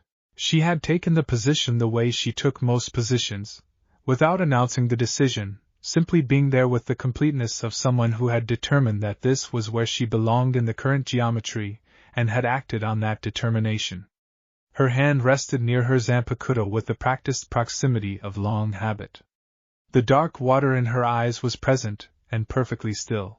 Kirinji and Nemea completed the formation at the outer edges, the former radiating his thermal signature in waves that made the air above him visible, the latter with his hands back in his sleeves and his eyes doing their focused half-closed assessment of the battlefield's remaining contents. The remaining horde had stopped moving, not retreating. The mutated Vasto-Lord variants didn't appear to have retreat-coded into whatever the spatial friction had made them. But the forward momentum had ceased, the collective behavioral pattern stuttering against the new atmospheric reality of the 5 presences now occupying the battlefield's center. Across the Siriidii, the captains had stopped. Zaraki's sword arm was arrested mid-swing, the blade's momentum dying somewhere between intention and completion. Byakuya's Senbenzakura held its position in the air with the stillness of a held breath. Soifin, who had been moving at Shunpa speed between engagement points, had simply stopped moving, standing on a rooftop with the specific quality of a person whose body has received a signal that overrides current instructions. They were all looking at the same thing. Kairaku, from the Siriidi's center, looked at the 5 figures standing in the impact crater and felt the cold sweat from the Phoenix Palace return with the additional context of a man whose worst-case calculations had just been replaced by something that wasn't in any of the categories he'd built for worst-case calculations. The entity in the black Haori looked at the remaining horde. The foxfire brightened. The horde moved first. Whatever the spatial friction had done to them, whatever the tear's purple-black energy had substituted for instinct, it reasserted itself in the absence of continued shock. The forward momentum rebuilt from the outer edges of the formation inward, the mutated Vasto-Lord variants angling toward the crater's center with the purposeful convergence of things that had a fixed organizational principle, and were returning to it. The lesser forms filled the spaces between, volume reasserting itself as strategy, the simple mathematics of mass directed at a point. They came in from every angle simultaneously. Senjimaru's mechanical arms extended to full deployment. Beside Naruto, he felt Unohana's Reatsu shift, the dark water rising toward its surface, Minazuki's presence sharpening in its sheath. Kirinji's thermal signature spiked. Nemea's hands came out of his sleeves. Stand down. 2 words.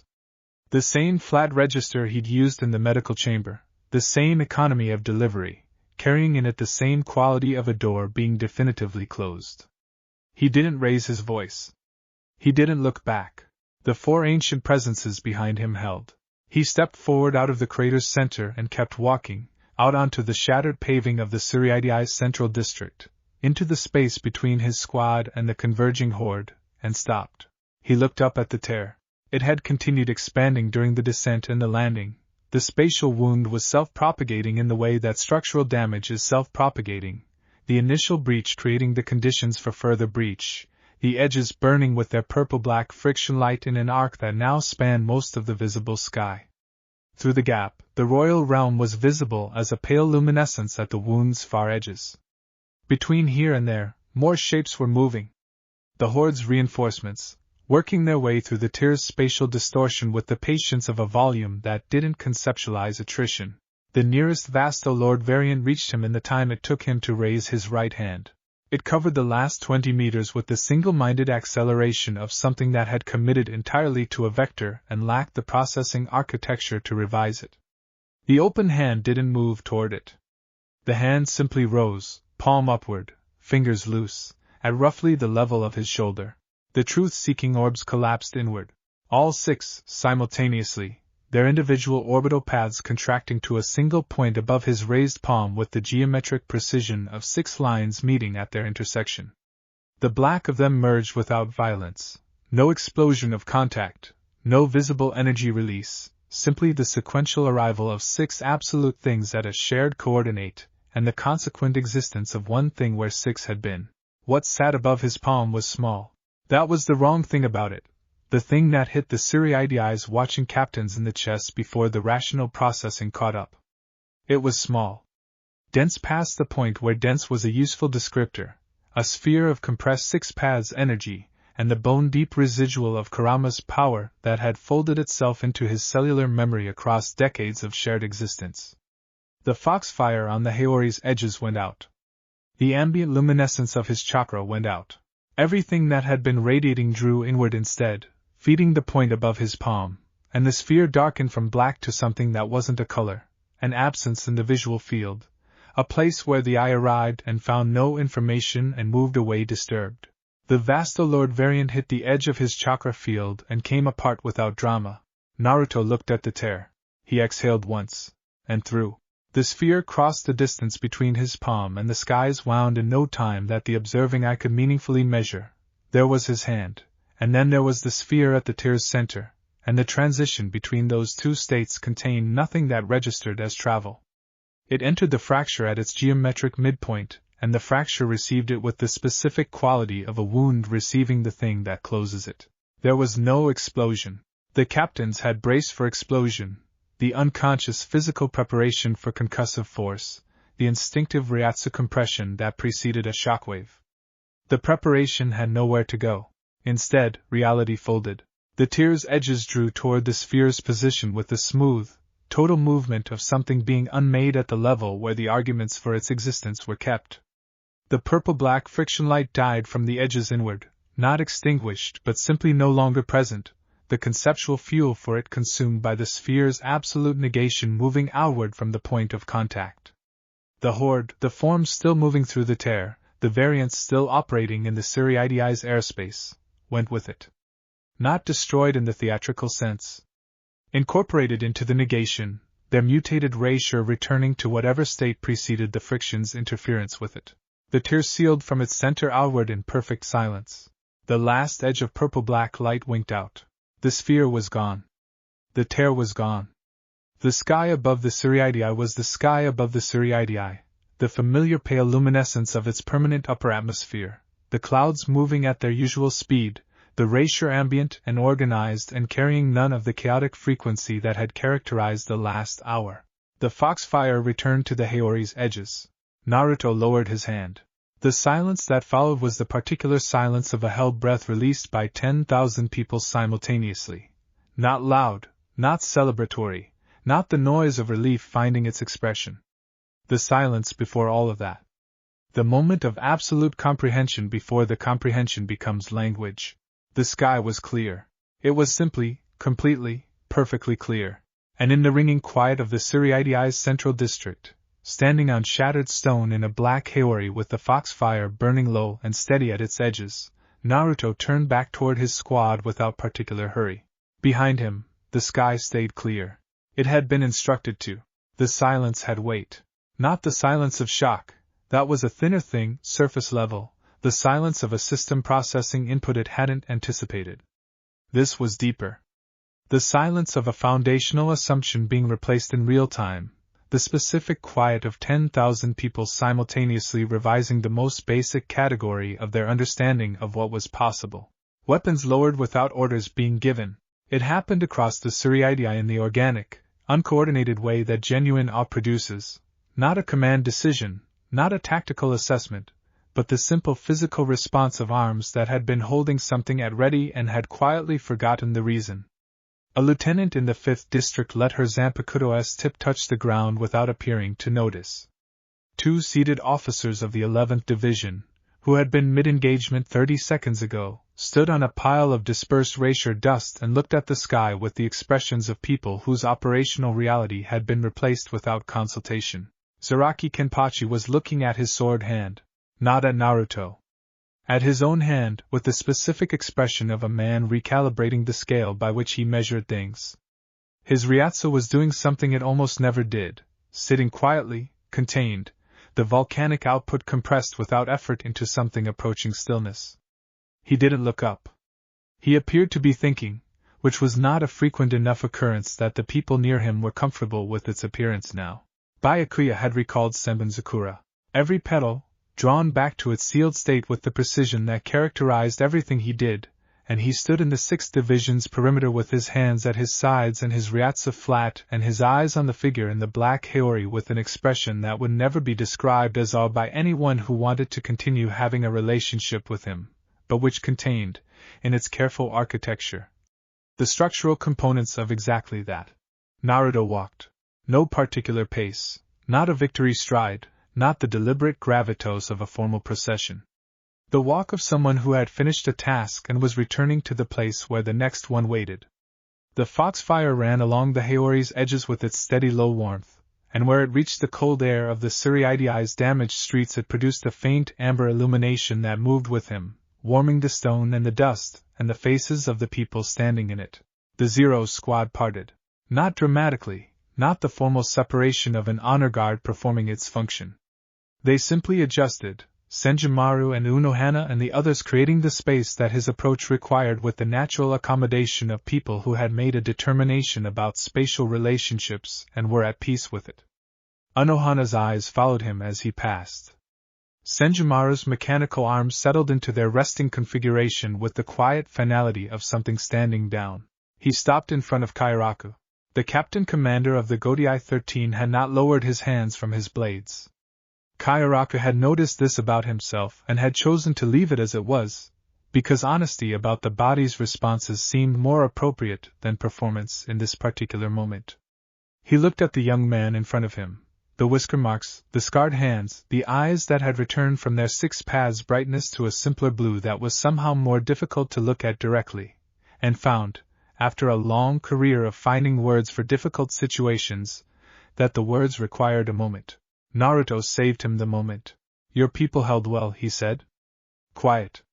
Not a concession and not a compliment in the formal sense, an observation, delivered with the specific weight of someone whose assessment carried the context of having seen a great many people hold lions under impossible conditions. The one with the eye patch. He meant Zaraki. The description was accurate. He was still moving forward when everything else would have been moving back. He's a persistent problem, Kairaku said, and something in his voice had settled into its genuine register. Keep him. A pause. Keep all of them exactly as they are. I don't want a Godai 13 that looks different. I want one that doesn't have to fight alone. Kayaraka looked at him for a long moment. The straw hat was gone, lost somewhere in the engagement's opening minutes, unrecovered, and without it his face was entirely visible and entirely serious. The lines of it. The age behind the eyes. The specific weariness of someone who had been responsible for everything for a very long time, and had just felt the weight redistribute. You said something to me, Kayaraka said carefully, in the Phoenix Palace. I said several things. One of them specifically. He looked at the cleared sky.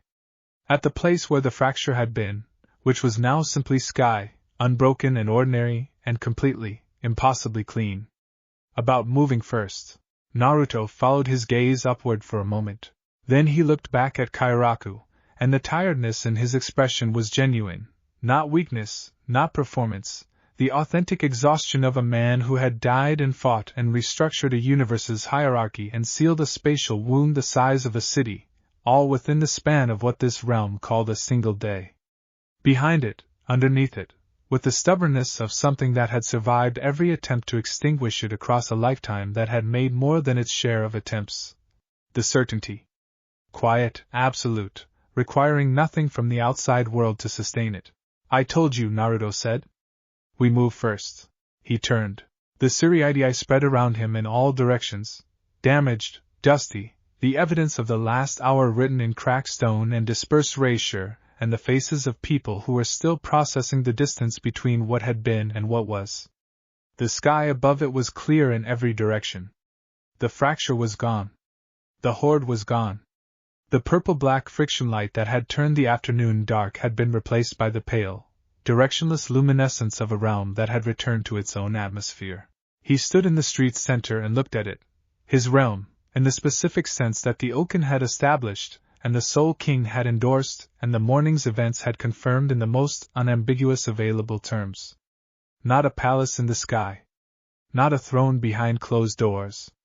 This, the damaged streets and the watching captains and the sky that was clear because he had instructed it to be, all of it. The foxfire ran along the Haori's edges and warmed the cold air. The Zero Squad stood at his back. The Suriidii looked at its new king, and its new king looked back at it. And the silence between those two facts was the silence of something beginning, not gently, not by negotiation, but with the absolute and total certainty of a man who had already died once and found, on the other side, that the work continued. It always continued. He was prepared for that. He always had been. The end.